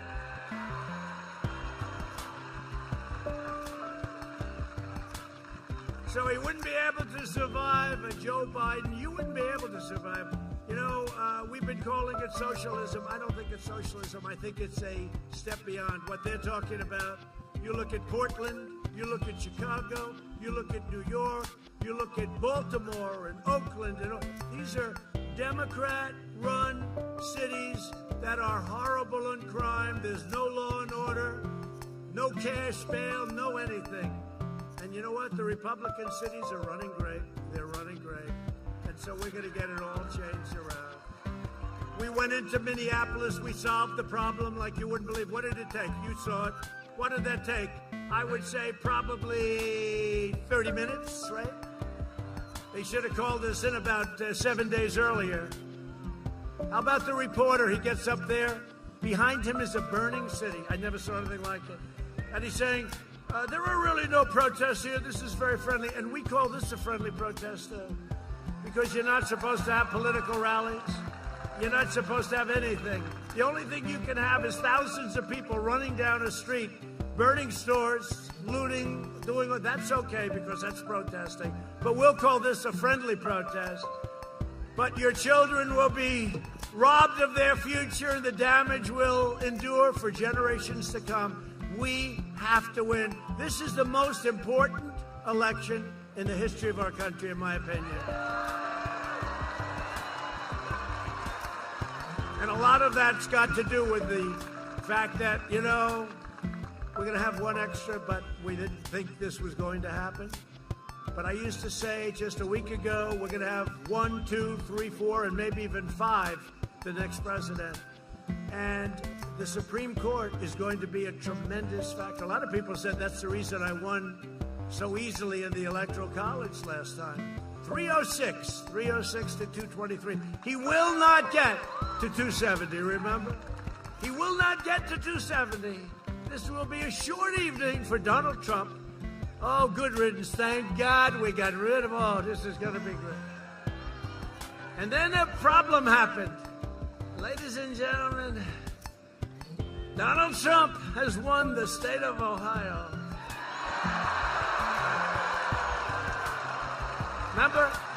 Remember the one she was crying? She was crying. Donald Trump has won Ohio, but it wasn't winning Ohio. It was by the margin. Where the hell, he said, where did this margin come from? They opened the polls and they closed the polls. Normally you have to wait hours, unless it's a total runaway. And they said, the polls and the doors are closed. In Ohio, Donald Trump has won. And they go, oh, my God. But wait a minute, he won by 9 points. What the hell's going on over here? Then they said, Donald Trump has won the state of Florida. Donald Trump has won the state of Georgia. Donald Trump has won North Carolina, South Carolina.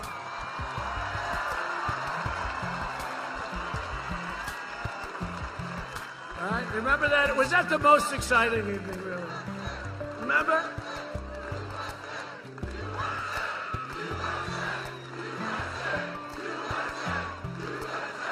And it's not Donald Trump, it's you. It's all of us. It's not that. They use the name Donald Trump. It's all of us have won because it's just going to be. And this one's going to be even better because nobody has done, and they don't even challenge it, the fake news.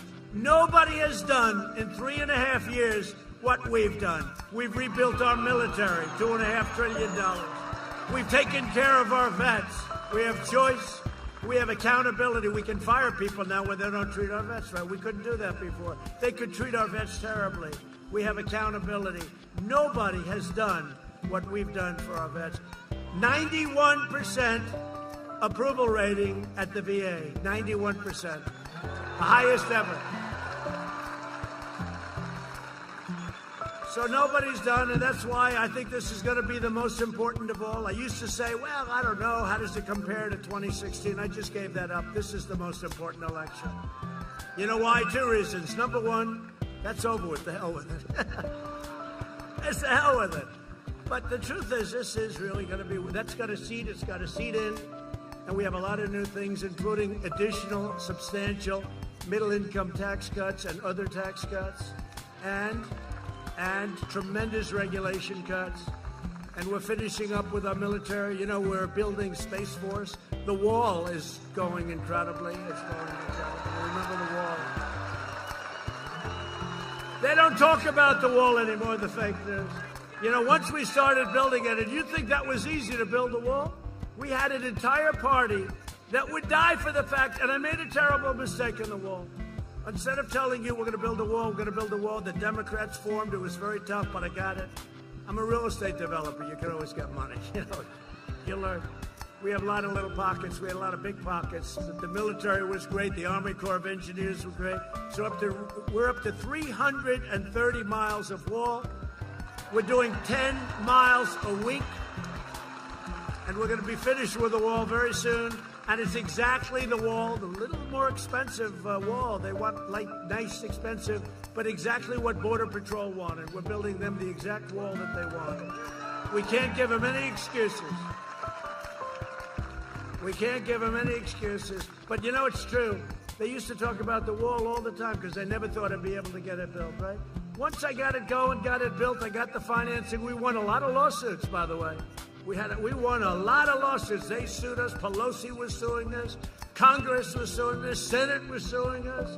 We won a lot of lawsuits. Once it was obvious that we won and we started building, they never talk about the wall anymore. And I made a terrible, terrible mistake because I had to work my ass off to get that thing built. You have no idea. You have no idea. You have no idea. But I should have said the mistake.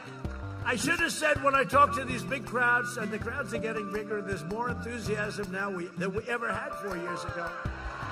But I should have said, instead of we will build a wall, instead of we will build a wall, I kept saying, we will build a wall, place would go crazy. I should have said, we will not build the wall. Under no circumstances will we build a wall. The Democrats would have given us all the money we want. It's true. It's true. And then they would have said, see, he didn't keep his campaign promise. These people are sick. The Biden-nominated justices will shred our Second Amendment, eliminate the right to self-defense, and allow the government to confiscate your privately owned firearms. You know that. Put in other language, they will end your Second Amendment, okay? And they will do that. By the way, if I wasn't here, you wouldn't have a Second Amendment right now. That would be gone. You know, I hate to say it, I'm the only thing standing between you and chaos. I'm telling you, and Second Amendments and all of the other things. Biden's justices will remove the words "under God" from the Pledge of Allegiance. Did you see that? Did you see it? They said, no, we never removed. And I saw it. They're doing the Pledge of Allegiance. And I said, oh, there must be a typo. They left the words "under God" out of the Pledge of Allegiance, the Democrats. And I said, oh, there's a typo. Typo, they made a mistake. What a stupid mistake. Can you believe it? That guy's in big trouble. What a stupid mistake. And then I heard it a second time. They did the same mistake. I said, well, that's what they're doing. They're going to take God out of everything, just like they want to knock down the statue of George Washington, Abraham Lincoln, Thomas Jefferson. And it's never happening. And it's never happening. You know, a lot of these Democrat states, you see it, the churches are closed. They don't want our churches to open. You can have a riot where you kill people in the streets. 25,000 people don't have to wear masks, nothing. They can march down the streets, step on each other's face. They can do whatever the hell they want. That's okay. But you can't go to church. They have ideas. They have plans. And it's never happening with me as your president. That I can tell you.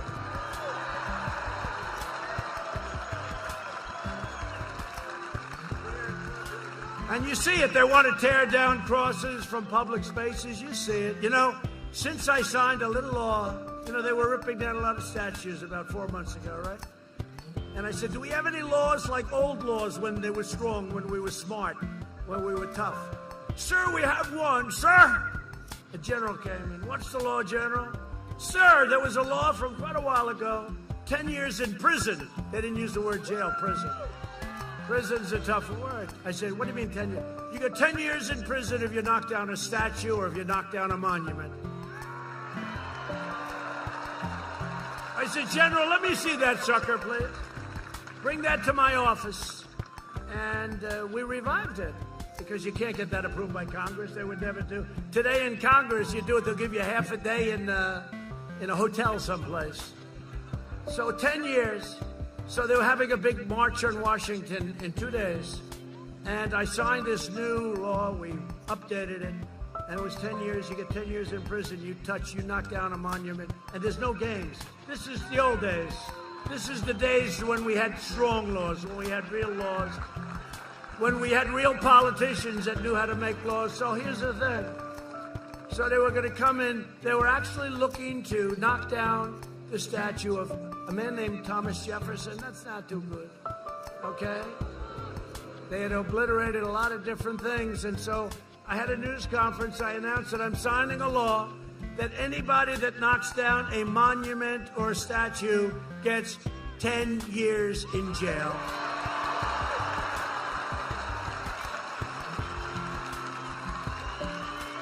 And the police in Washington, and we had National Guard, we had Secret Service. We were all ready for them. We were ready for them. And the time came, there was only a problem. Nobody showed up. You know why? 10 years was too much. 10 years was too much. It's amazing the way. Isn't it amazing the way it all works?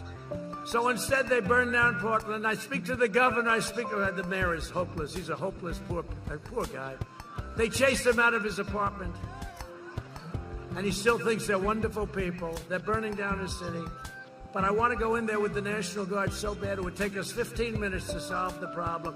When they heard in Seattle that we were going in, we were going in the next day, the guys just walked away. They left. That was the end of it. We had nothing to do. But they want to ban all prayer in public schools and require taxpayers to fund extreme late-term abortion. Biden's justices will erase national borders. They don't want borders. Protect sanctuary cities and compel the unlimited entry of foreign nationals. And if you look at some of these jihadist nations, no thank you. Somebody said, that's not nice. That's not politically correct. I said, that's okay. They'll cripple the police departments, free violent criminals, shield foreign terrorists, and declare the death penalty unconstitutional, even for the most depraved mass murderers who kill women and children. That's what they want. They don't want any death penalty, not for the Boston bomber, not for anybody. You see, the Boston bomber, they're still trying this guy, what he did to so many lives. He killed people, ruined so many families, ruined so many lives. And by the way, they want the Boston bomber to be able to vote. You know that. In 3.5 years under my administration, we've secured America's borders, rebuilt the awesome power of the United States military, obliterated the ISIS caliphate 100%, fixed our disastrous trade deals, and brought jobs and factories back to the great state of Ohio. I love Ohio. I love Ohio. I don't know what it is. I was told by Bob and some of the congressmen that are here, we have some great ones, I'm going to introduce them in a second, but I was told that they're not even trying for Ohio. You know why? Because I love you and you love me, and that's the way it is. That's the way it is.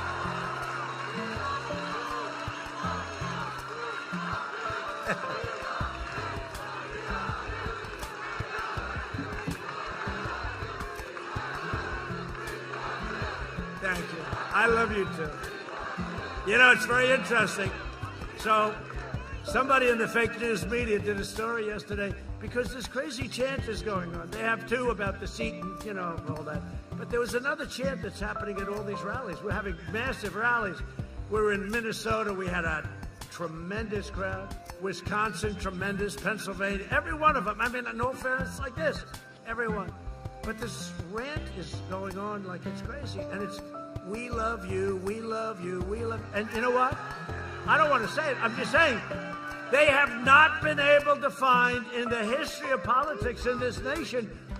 Even we loved Ronald Reagan, but they have not been able to find where people broke out and said, we love you about, I guess I have to call myself a politician. I don't feel like a politician. No, but think of it. Now, how nice is that? I never heard it. I've been to a lot of different speeches and rallies. I've never heard crowds go, we love you. But you know why? We love you. I love you. But you know why? Because, again, nobody has done what we've done. Ohio had the best year in its history last year. We had a great year. And next year, assuming we win, which I hope we're going to win, but if we win, you're going to have a year next year. First of all, take a look at the third quarter. It's going to be announced, the numbers, just before the election. It'll come out 3 days before the election. And I'll tell you what, I'll bet on the numbers, even though Crazy Nancy and these people don't want to give any stimulus. They don't want to give anything. They want to keep a lot of states closed wherever they can. You know what they're going to do? They're going to announce they're going to be opening on November 4th. They'll be open. All these closed states, they're going to be open on November 4th. One of them blew it, a teachers union. Did you see it? No, we don't want to open now. We don't want to open the pandemic. We don't want to. We're rounding the turn of the pandemic. Vaccines are coming soon. But we don't want to open around November 4th. We're going to open. This person that's in charge of a union said that. That was not good. I think they'll get rid of her quickly. I'm also proud that we have successfully brought back the Big Ten and the Ohio State Buckeyes.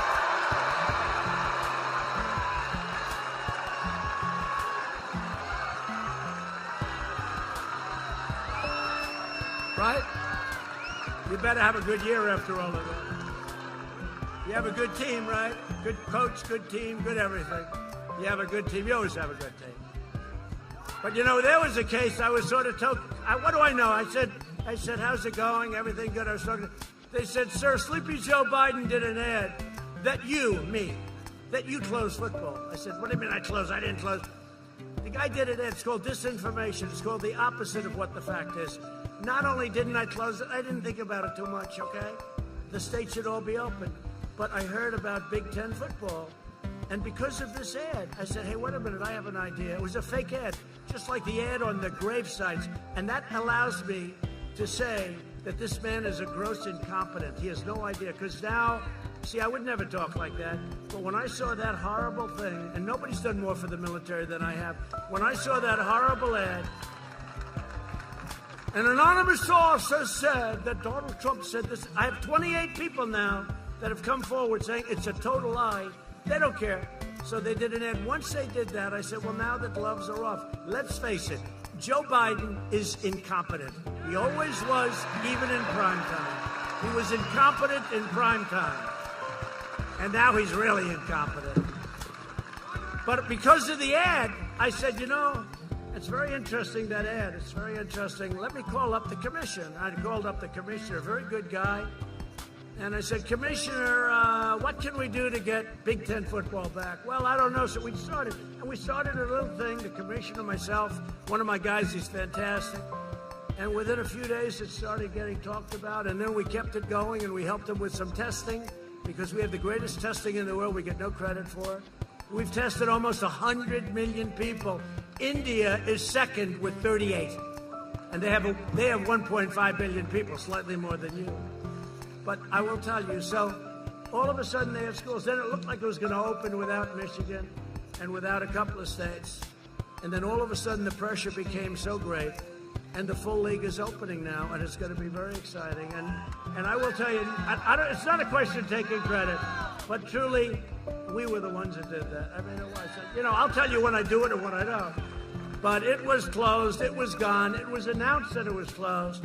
And what really spurred me on was when Sleepy Joe announced that I was the one that did it. I said, I didn't even know it was closed.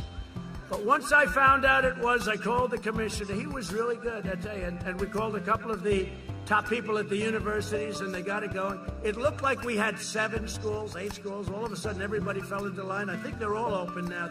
Every one of them is participating. So I want to thank the commissioner. I want to thank all of those schools.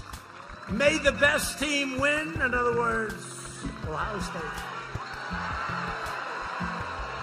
That's some good thing. You know who the best proponents were? The players, and especially the parents of the players. You know, these kids have a short window to get into the NFL to create some excitement and how good they are. And you have a lot of potential players, but they couldn't play football. And they said, we're safer on the field than we are staying at home. And they meant it. And we did something, and I'm happy about it. So enjoy the football. Enjoy it. Under 16 years of Presidents Obama and Bush, median household income rose only $2,945. So remember that. That's 16 years, 2009. So let's say 3,000. Under 3 years of President Trump, it rose almost $7,000. Okay, so think of that. 16 years, 3 years, achieving the highest median income in the history of our country. In my first 3 years, we lifted 6.6 million people out of poverty, the largest poverty reduction of any president in the history of our country. We built the greatest economy in the history of the world, and we are doing it again. We're building it again. You know, I see those signs, Make America Great, Make America Great Again. So I say this, it's called now, Make America Great Again, again. Because we did it, and then we had to close it up. We saved millions of lives. If we didn't do that, you would have had 3 million people. It would have been terrible. It would have been just terrible. It's terrible anyway. They shouldn't have allowed it to happen in China. To defeat the China virus, we launched the largest mobilization since World War II. Through pioneering therapies, we reduced the fatality rate 85% since April. Think of that. That's remdesivir and all of the things, the plasma, all different things. And wait till you see what's coming out. Europe is almost 30% greater excess mortality rate than the United States. And that's before today's big breakout. You know, they had a big breakout in Europe. And they keep saying in the fake news, they keep saying about, oh, Europe. Well, we're doing better than Europe. And I hate to see what happened. And it had a big impact on the market today because it was a bad thing. But they had a big hit, and they'll take care of it. They know how to do it. They'll take care of it. And we're working very closely with Europe and other countries, including on the vaccine. We have 3 vaccines right now that are right there. They're right at the starting gate, and they're going to be fantastic. So it's good. And with Biden, if you had that regime, you'd be 3 years away because it would have never gotten out of the FDA. What we've done in a very safe manner is amazing. Now, remember this. Biden was in charge of the swine flu, right? It's called the H1N1. Remember, he calls it the N1H1. I said, no. H comes before the N. It's so easy. But he goes, the N1H1. We say, no. But it's the swine flu. Maybe we just call it the swine flu. He did such a gross, horrible job on that. And his own man who was in charge of it said they didn't have a clue. They didn't know what they were doing. It was a much less lethal disease. And they lost many people. It was totally incompetently. And now I got this guy standing up. Well, we're giving him advice. His own guy that ran it, did everybody see this? Is saying they didn't have a clue what they were doing. It was so bad. I don't know why the hell he said it, to be honest with you. Who would say that? Maybe because he was honest. Does that make sense? And now Biden gets up and he's saying to do the same things as we've already done. He basically took our plan and he said, this is what you should do. But we've among the lowest case fatality rates of any major country in the world and the fastest economic recovery by far of any Western nation by far. Our bold and early action saved millions of lives, and our decisive economic response saved tens of millions of jobs, including 1.9 million jobs in the state of Ohio. You know that. He knows. He's got one of them. He's got one of them. Through Operation Warp Speed, we're developing these great vaccines, and that's going to be literally, these will be done in record time, like nobody's ever done it before. On November 3rd, Ohio will decide whether we end the pandemic and return to record prosperity, or whether we allow sleepy Joe Biden and his group of incompetents to delay the vaccine, shut down the country. He actually suggested that he would shut down the country. We now know the disease. We didn't know it.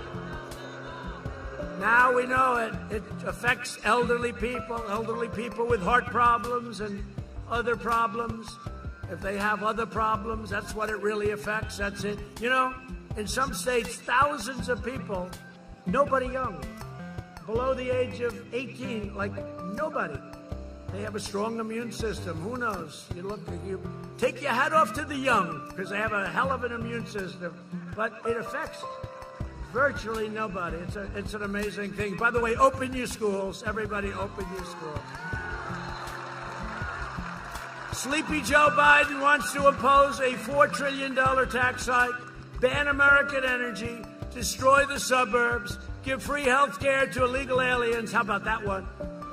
And you know the bad part about that? Look, we all have heart. We want to take care of people. Problem with that is everybody's going to come to the United States. People that weren't even thinking about it, they're going to say, oh, man, these idiots are given free health care, free college education. They're given free everything. They're giving a Rolls Royce to every family that enters through the southern border. Remember I said that jokingly, and CNN said, he misrepresented. They are not getting a Rolls Royce. I agree. No, they're sick. They are sick, man. And indoctrinate your children with poisonous anti-American lies. They're doing that. We're stopping it.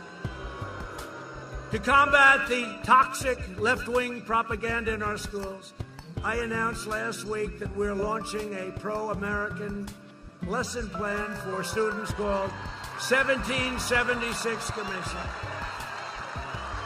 We will teach our children the truth about America, that we are the most exceptional nation on the face of the earth, and we are getting better and better all the time. We got it. No party can lead America that will not teach our children to love America.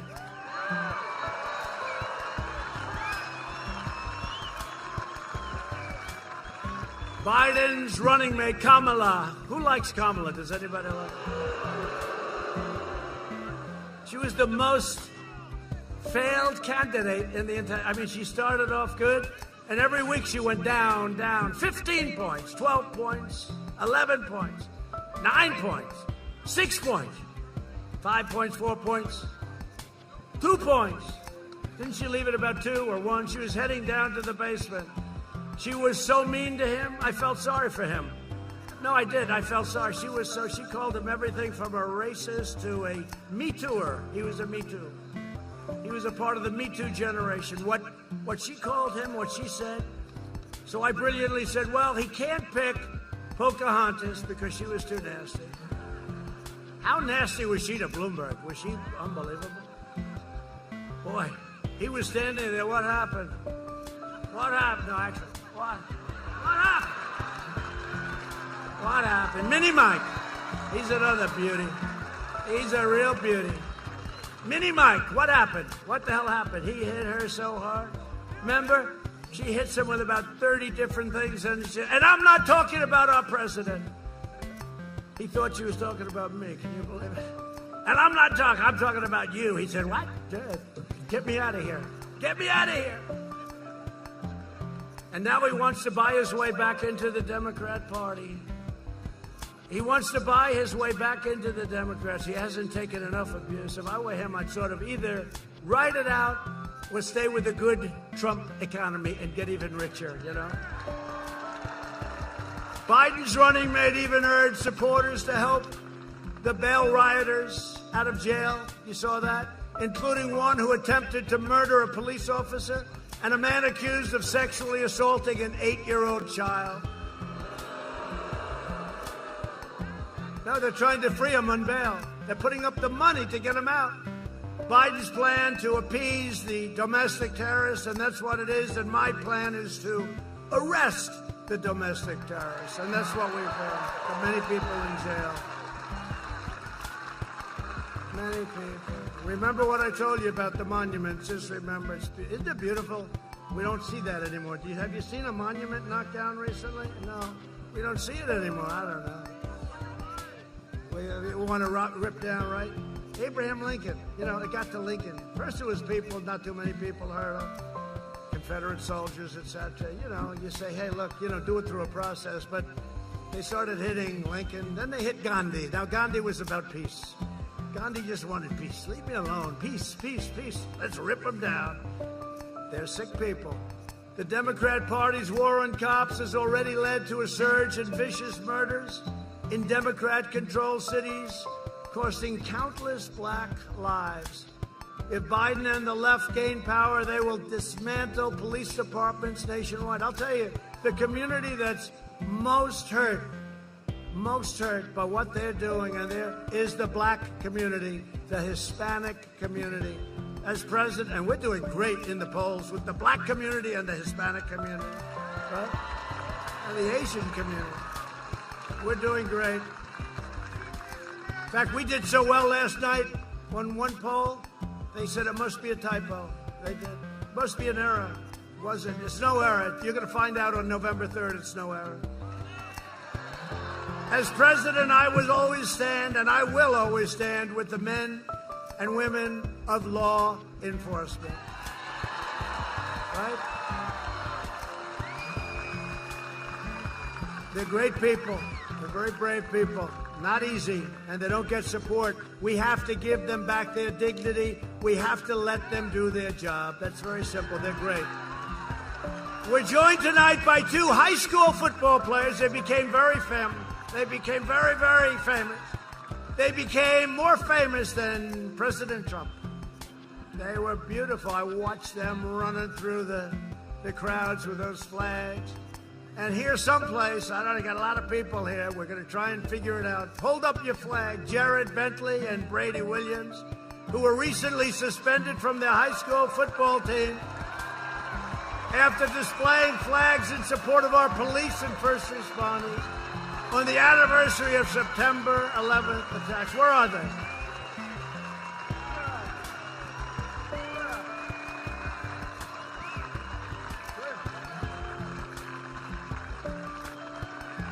Come up here, fellas. Come up. Come up here. Come up here. Secret Service is thrilled about this. See, these young kids can hop over the fence like it's nothing. Come up here.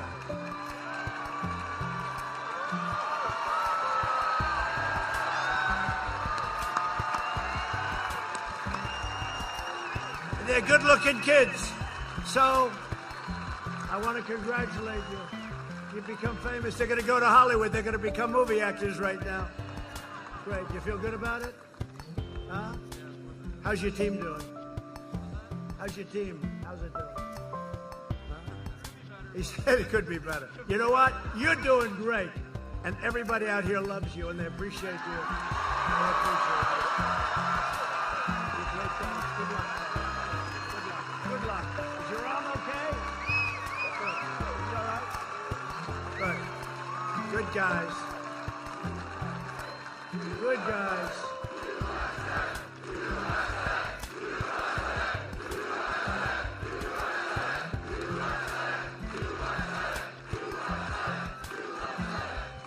So Jared and Brady, thank you for supporting the heroes and our law enforcement. We all love you. I'm telling you, you really set something up that's incredible. And thank your parents for letting you do it. I watched. You had to get, you ask your parents' approval. Isn't that nice? And you know what the father said? You better do it. Right? That's great. Thank you very much, fellas. Great job. Really great job. Country has a lot of respect.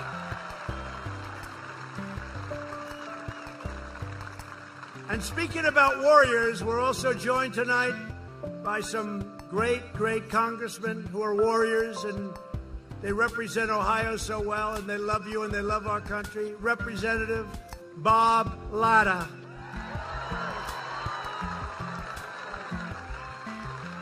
Thank you, Bob. Great job. They like you, Bob. That's very good. Good job, Bob. Thank you very much.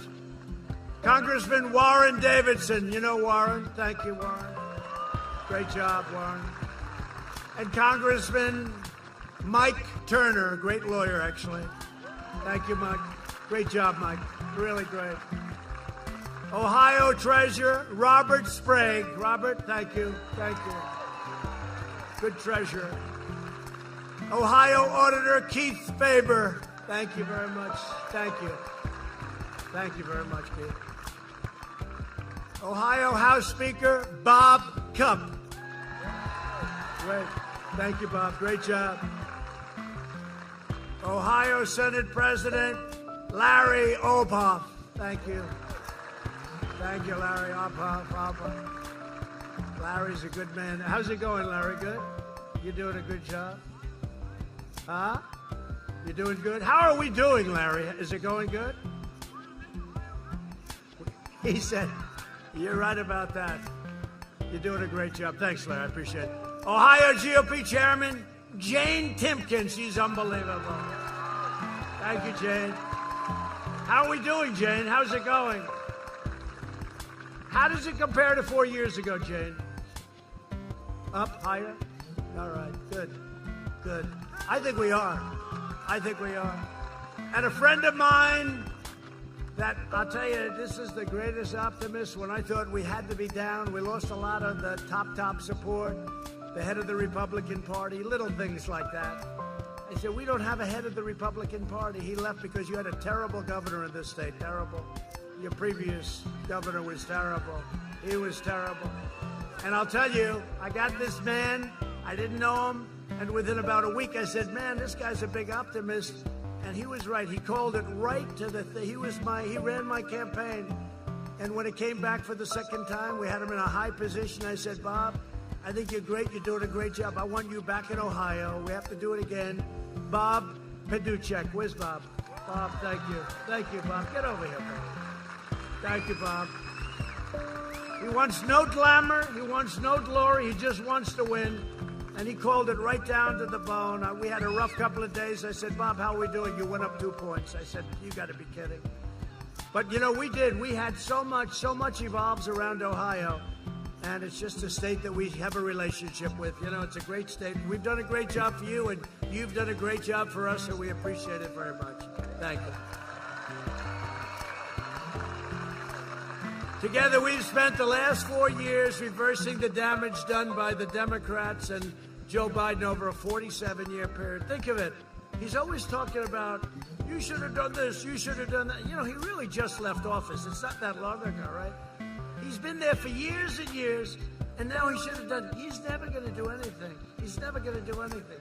Guy is a stone-cold loser. Biden supported every globalist sellout of Ohio workers for over a half a century, including NAFTA, China's entry into the World Trade Organization, the disaster known as TPP, and how about the Paris Climate Accord? That's another beauty, I'll tell you. That was designed to hurt our country. You would have lost trillions of dollars, closed your factories all over the place. In the meantime, China didn't kick in for another 10 years. The whole thing was a rigged deal. I tell you, I said, I'm going to get killed for this one, but we're going to terminate. And you know what? The people got it right away. Everybody understood. That was another ripoff of our country. This state lost 1 in 3 manufacturing jobs after the NAFTA and China disasters. Joe Biden is a shameless phony who pretends, you know, he doesn't have a clue. What the hell? We're talking like he knows. He's got guys around him that are pretty smart. They're radical left. He's going to do whatever they tell him to do. He pretends to care about blue-collar workers after spending more than 5 decades in Washington. He tells me, why didn't you do this? Why didn't you do that? You see these fake commercials. Why did you do it? I said, I've only been here 3.5 years. This guy's been here for 47 years. He didn't do anything. History says when you're here for 47 years and you fail, it's not going to happen. But he was closing your factories, opening your borders, outsourcing your jobs, and inflicting economic carnage on your towns. And you know that. And I came along, and you had the greatest couple of years you've ever had. To save our auto industry, I withdrew from the Trans-Pacific Partnership with Sahara. My actions saved countless jobs across Ohio and here in Toledo, the home of the Jeep, right? The home of the Jeep. That's good. That's a great brand. They've done a great job with Jeep. Jeep, everyone loves Jeep. Earlier this year, I kept my promise to Ohio when we ended the NAFTA nightmare. I proudly signed the brand new U.S.-Mexico-Canada agreement into law. That's a big difference, like day and night. It's working out great, too. It's working out great. You know how I know that it's a good deal for us? Because they don't like it. I took the toughest ever action to stand up to China's rampant theft of Ohio jobs. We achieved American energy. We passed record tax cuts and regulations. Our energy independence is incredible. We have now energy independence. We don't have to be in these faraway lands anymore. Now, we'll be there to help certain allies that have been great, but we don't have to be. Since my election, natural gas production in Ohio has surged 63%. They want to close it up. By the way, you do know they want to close it up. They want to close up all fracking, natural gas, everything. They want to close it up. This would kill at least 700,000 Ohio jobs, probably more than 1 million. While I'm president, America will remain the #1 producer of oil and natural gas on earth. Ohio workers will continue leading the way. I just left the great state of Texas, and I talked to a lot of people like this, a great crowd of people. We have tremendous support all over the country, I'll tell you what. These people are great. And here's the platform that they have. Sleepy Joe Biden. No oil, no religion, no God, and no guns. Now, I'm in Texas. It's really rough being in Ohio, but now we're talking Texas. No oil, that doesn't work well in Texas, right? No guns, that doesn't work well in Texas. No God, look what they're doing to the churches and everything. That doesn't work. No God, no religion. That doesn't work well. You would have to be George Washington with your running mate would be Abraham Lincoln, okay, your VP candidate, and you'd still lose very big. And then they say, yeah, he's doing okay. He's 2 up in Texas. They said it last time, too, that Texas is even 4 years ago. And everybody said, no, I think Trump is killing it. We'd have stadiums with 25, 30,000 people, much more they couldn't get in. We'd have 40, 50,000 people outside. And they'd say I was even. We won in a landslide, just like we won this state in a landslide.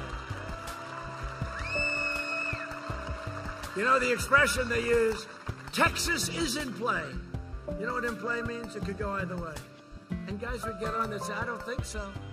And then that night again, the polls in Texas have closed. Donald Trump has won the great state of Texas. I mean, the whole thing is crazy. It's crazy. You know what they do? It's suppression polls. They try and depress you. They try and make you happy so you're unhappy. So you go out to dinner with your wife, your husband. You go out to dinner. Darling, let's have dinner. It's so sad. We love Donald, but he just can't make it. Can't make it. Let's go out, have dinner. We'll come home, watch the results. Except 2016 came and nobody did that. They all went out and voted. And we kicked ass. Was that, tell me, was that the most exciting evening in the history of television? Did you ever see the ratings, the combined ratings? I think the biggest ever. But was that the most exciting, 2016, was that the most exciting evening in the history of television? Right? We invested $2.5 trillion in the U.S. military, including more than $6 billion in contracts. You know, I'll tell you what. You like the word pronounced Lima or Lima? Because I saved Lima. Can I tell you what? I saved Lima. You know, I came here, and they were going to close that plant in Lima. They were going to close the tank plant, right? It was done. And I said, why are we closing a tank plant? And I got a couple of calls from my friends, the congressman right here. And I got calls, and Jim Jordan called me. Do you like Jim Jordan? He's great. And I looked at this Army tank plant in Lima. I said, why are we closing it? And I saw the people building the tanks, and the technology is incredible. And if you ever close it, you'd never be able to open a thing like that again. So I overrode the generals. I overrode everybody. And now we're making a record number of tanks in that plant, and it's absolutely thriving. But we had tremendous success. We took 100% of the ISIS caliphate and we killed the founder and leader of ISIS, al-Baghdadi. We took out the world's #1 terrorist and the mass murderer of American troops and many other people. Qasem Soleimani is dead. He's dead. I withdrew from last administration's disastrous Iran nuclear deal. They paid $150 billion plus $1.8 billion in cash. You know what they got? Nothing. They got nothing.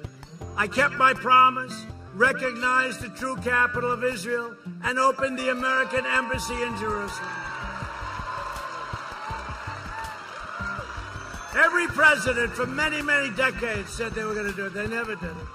They never did it. They didn't have the guts to do it. They campaigned on it. They were all going to do it. Then they got there. There was a lot of pressure put on them, a lot of pressure put on me. Every leader was calling all over the world, please don't do it. Please don't do it. Mr. President, please don't do it. Don't do it. Don't move it. It's not. Just leave it the way it is. It's okay. But I promised. And I said, I'm going to do it. And then I got calls from the biggest people in the world, kings. I got calls from presidents, from prime ministers. Please, please don't do it. Then I got calls, please have him call me back. Me. I said, look, tell everybody I'm out for 3 days. I'm not going to be able to call him back. I had a news conference. We announced it. Then I called everybody back. Hey, how you doing? How's everything going? Everything going good? Yeah, well, I wanted to talk to you about Israel, but it's too late. You already did it. And we did it. And we got it done. And nobody else got it done. And it's something we had to do. I also recognize Israeli sovereignty over the Golan Heights. And instead of endless wars, we are forging peace all over the Middle East, and you saw that. And I'm the only man that got nominated for a Nobel Peace Prize, and I didn't get any press. They wouldn't put it in. For 2 of them. Last week, I'm not bragging about it. I'm just saying, I'm the President of the United States. Because of Kosovo, Serbia, they've been killing each other for years. I worked out a deal for them. I got nominated. And then Israel with Bahrain and UAE and many more to come. I mean, they all want to do it. We'll have peace in the Middle East without blood all over the sand. No blood. We're going to have peace in the Middle East. So I was nominated for the Nobel Peace Prize. And I told the story last night. Should I tell it or not? Should I? Yes? She wants me to. So I go home to our great First Lady. I said, First Lady, you're going to be so proud of me tonight. I was nominated not once, but twice for totally separate events by different people, great people. First Lady, I was nominated for the Nobel Peace Prize. I was like this. I was nominated. It's a big deal for our country, right? And she said, oh, that's good. I said, let's turn on the evening news. Let's watch it. This is going to be a big show tonight. Get ready. And NBC, which is one of the most crooked, one of the worst newscasts. And I'm talking about normal NBC, not MSDNC. MSDNC is the worst. But so I turned on NBC with Lester Holt, another beauty. And they start with a hurricane, and then they went to something, and something else. And I'm saying, First Lady, this is getting a little embarrassing. We're 20 minutes into a half-hour show. They haven't mentioned the Nobel Peace Prize. And then it went through the whole show, and they never mentioned. Then I got nominated for a second one they never mentioned. And when Barack Hussein Obama got nominated. No, when Barack Hussein Obama got nominated, he didn't know why he was nominated. It was like right at the very beginning. He didn't do anything. He did nothing. And he got nominated. It was the biggest story I've ever seen. But that's okay. In the meantime, we're president and they're not, right? No, it is true. You would think if you're nominated for the Nobel Prize, you'd get maybe a half a cent. The First Lady, she sort of said, sorry, darling, that's the way it goes. I said that. Joe Biden opposed the mission to take out Osama bin Laden. He opposed killing Soleimani. He voted for the Iraq War, a disaster. He backed the disastrous Iran nuclear deal. And he cheered the rise of China as a very positive development for our country. Oh, it's really great. If it were up to Sleepy Joe, bin Laden and Soleimani would be alive today. ISIS would be on a rampage, Iran would control the Middle East, and China would be the dominant power anywhere in the world. And I want to tell you, if you go back a few months before this pandemic, we were gaining. We had an insurmountable lead on China. I always heard they were going to catch us by 2019. For 10 years. We were so far beyond. We were doing much better than they were. The Biden agenda would obliterate our economy. He'd destroy Social Security, destroy protections for pre-existing conditions. That's what he's going to do. Drain your Medicare by giving away your health care to illegal immigrants. He would end our travel bans on jihadist regions and increase refugee admissions by, listen to this, over 700%. And this is the manifesto with Bernie Sanders, with Crazy Bernie. He made this deal with Crazy Bernie. And by the way, a lot of the Crazy Bernie voters last time, 4 years ago, voted for Trump because of trade. Because they understand, the one thing they do understand, that our country's been ripped off for years. Biden opposes school choice and vowed to ban charter schools. Very important to have them. In a second term, I will provide school choice to every parent in America. They're totally against it. A vote for Republicans is a vote for safe communities, great jobs, and a limitless future for all Americans. And just in conclusion, first of all, it's been a great honor to be with you. This is really, it's a great state. They're great people. I really mean it. No, I really mean it. Get out there on November 3rd. We got to win this one big. This is a bad ideology. This is probably a step beyond socialism. I really think in many ways it's communism we're talking about. This is a step beyond. Socialism's no good. Communism's really bad. But get out there on November 3rd and let's show them your stuff and show them all of it, the stuff of all of us. So in concluding, over the next 4 years, we will make America into the manufacturing superpower of the world, and we will end the reliance, this ridiculous, crazy reliance on China and all of these faraway lands once and for all. We will make our medical supplies right here in the United States. We will hire more police, and by the way, thank you, police, thank you, law enforcement. Increase penalties for assaults on law enforcement, and we will ban deadly sanctuary cities. We will defend the dignity of work and the sanctity of life. We will uphold religious liberty, free speech, and the right to keep and bear arms. We will strike down terrorists who threaten our citizens, and we will keep America out of these ridiculous, stupid, endless foreign wars. We will maintain America's unrivaled military weight. Our military might has never been like it is right now because of what we've done. And we had no choice. And hope to God we never have to use it. Because if you would ever see the power of what we've done over the last 3 years, it would be, it's almost better for you not to see it. We are the envy of every power, every country in the world. We have weapons that nobody ever even thought possible. And just as I said, hope to God we never have to use them. And the way we don't have to use them is to keep that kind of strength. Nobody's going to be talking to us. We're going to have peace through strength. And it's all made in the USA. All made in the USA. We'll end surprise medical billing. Require price transparency. I've already signed it into law. Kicks in on January 1st. It's going to cut your bills down to a level that you wouldn't believe. That doesn't mean the drug companies and the hospital corporations are happy with me, but that's okay. And further reduce health insurance premiums and the cost of prescription drugs by 50, 60, and 70%. Big Pharma does not like me too much. They're taking ads about me that are so bad, but you get it. You understand. They're not too thrilled with me, including the rebates. The rebates go back to you. The rebates before went back to very rich people. We will strongly protect Medicare and Social Security, and we will always protect patients with pre-existing conditions. And America will land the first woman on the moon, and the United States will be the first nation to land an astronaut on Mars. That's what's happening. NASA is the leading space station anywhere in the world. There's nothing like a space center, what we've done. And there was grass growing in the runways when I took over 3.5 years ago. We will stop the radical indoctrination of our students and restore patriotic education to our schools.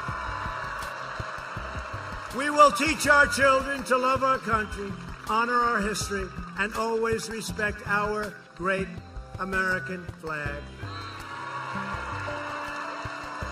And we will live by the timeless words of our national motto, "In God we trust." For years you had a president who apologized for America. Now you have a president who is standing up for America and standing up for the great state of Ohio. So get your friends, get your family, get your neighbors, get your co-workers, get everybody, and get out and vote. Got to get out and vote. And in your state, in Ohio, early voting has already begun, and don't wait. And when you see them cheating on the other side, I don't say if, when you see them cheating with those ballots, all of those unsolicited ballots, those millions of ballots, you see them, anytime you do, report them to the authorities. The authorities are waiting and watching. From Akron to Columbus, from Cincinnati, the Queen City, I know it well, to Cleveland, and from Dayton to Toledo, we inherit the legacy of generations of Ohio patriots like Neil Armstrong, Annie Oakley, William McKinley, and the amazing Ulysses S. Grant. That's good. Nobody's stock has gone up like Grant. Nobody in the last 10 years. We stand on the shoulders of American heroes who crossed the oceans, blazed the trails, settled the continent, tamed the wilderness, dug out the Panama Canal, laid down the railroads, raised up the skyscrapers, won 2 world wars, defeated fascism and communism, and made America the single greatest nation in the history of the world, and you haven't seen anything yet.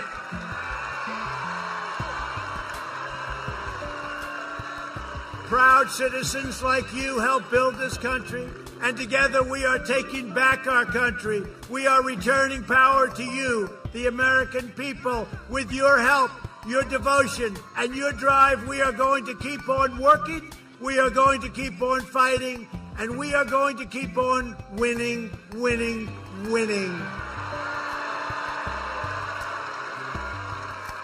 We are one movement, one people, one family, and one glorious nation under God. And together with the incredible people of Ohio, we will make America wealthy again.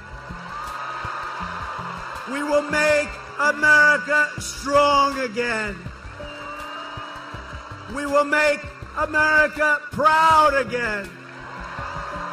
We will make America safe again. And we will make America great again. Thank you, Ohio. Get out and vote. Thank you.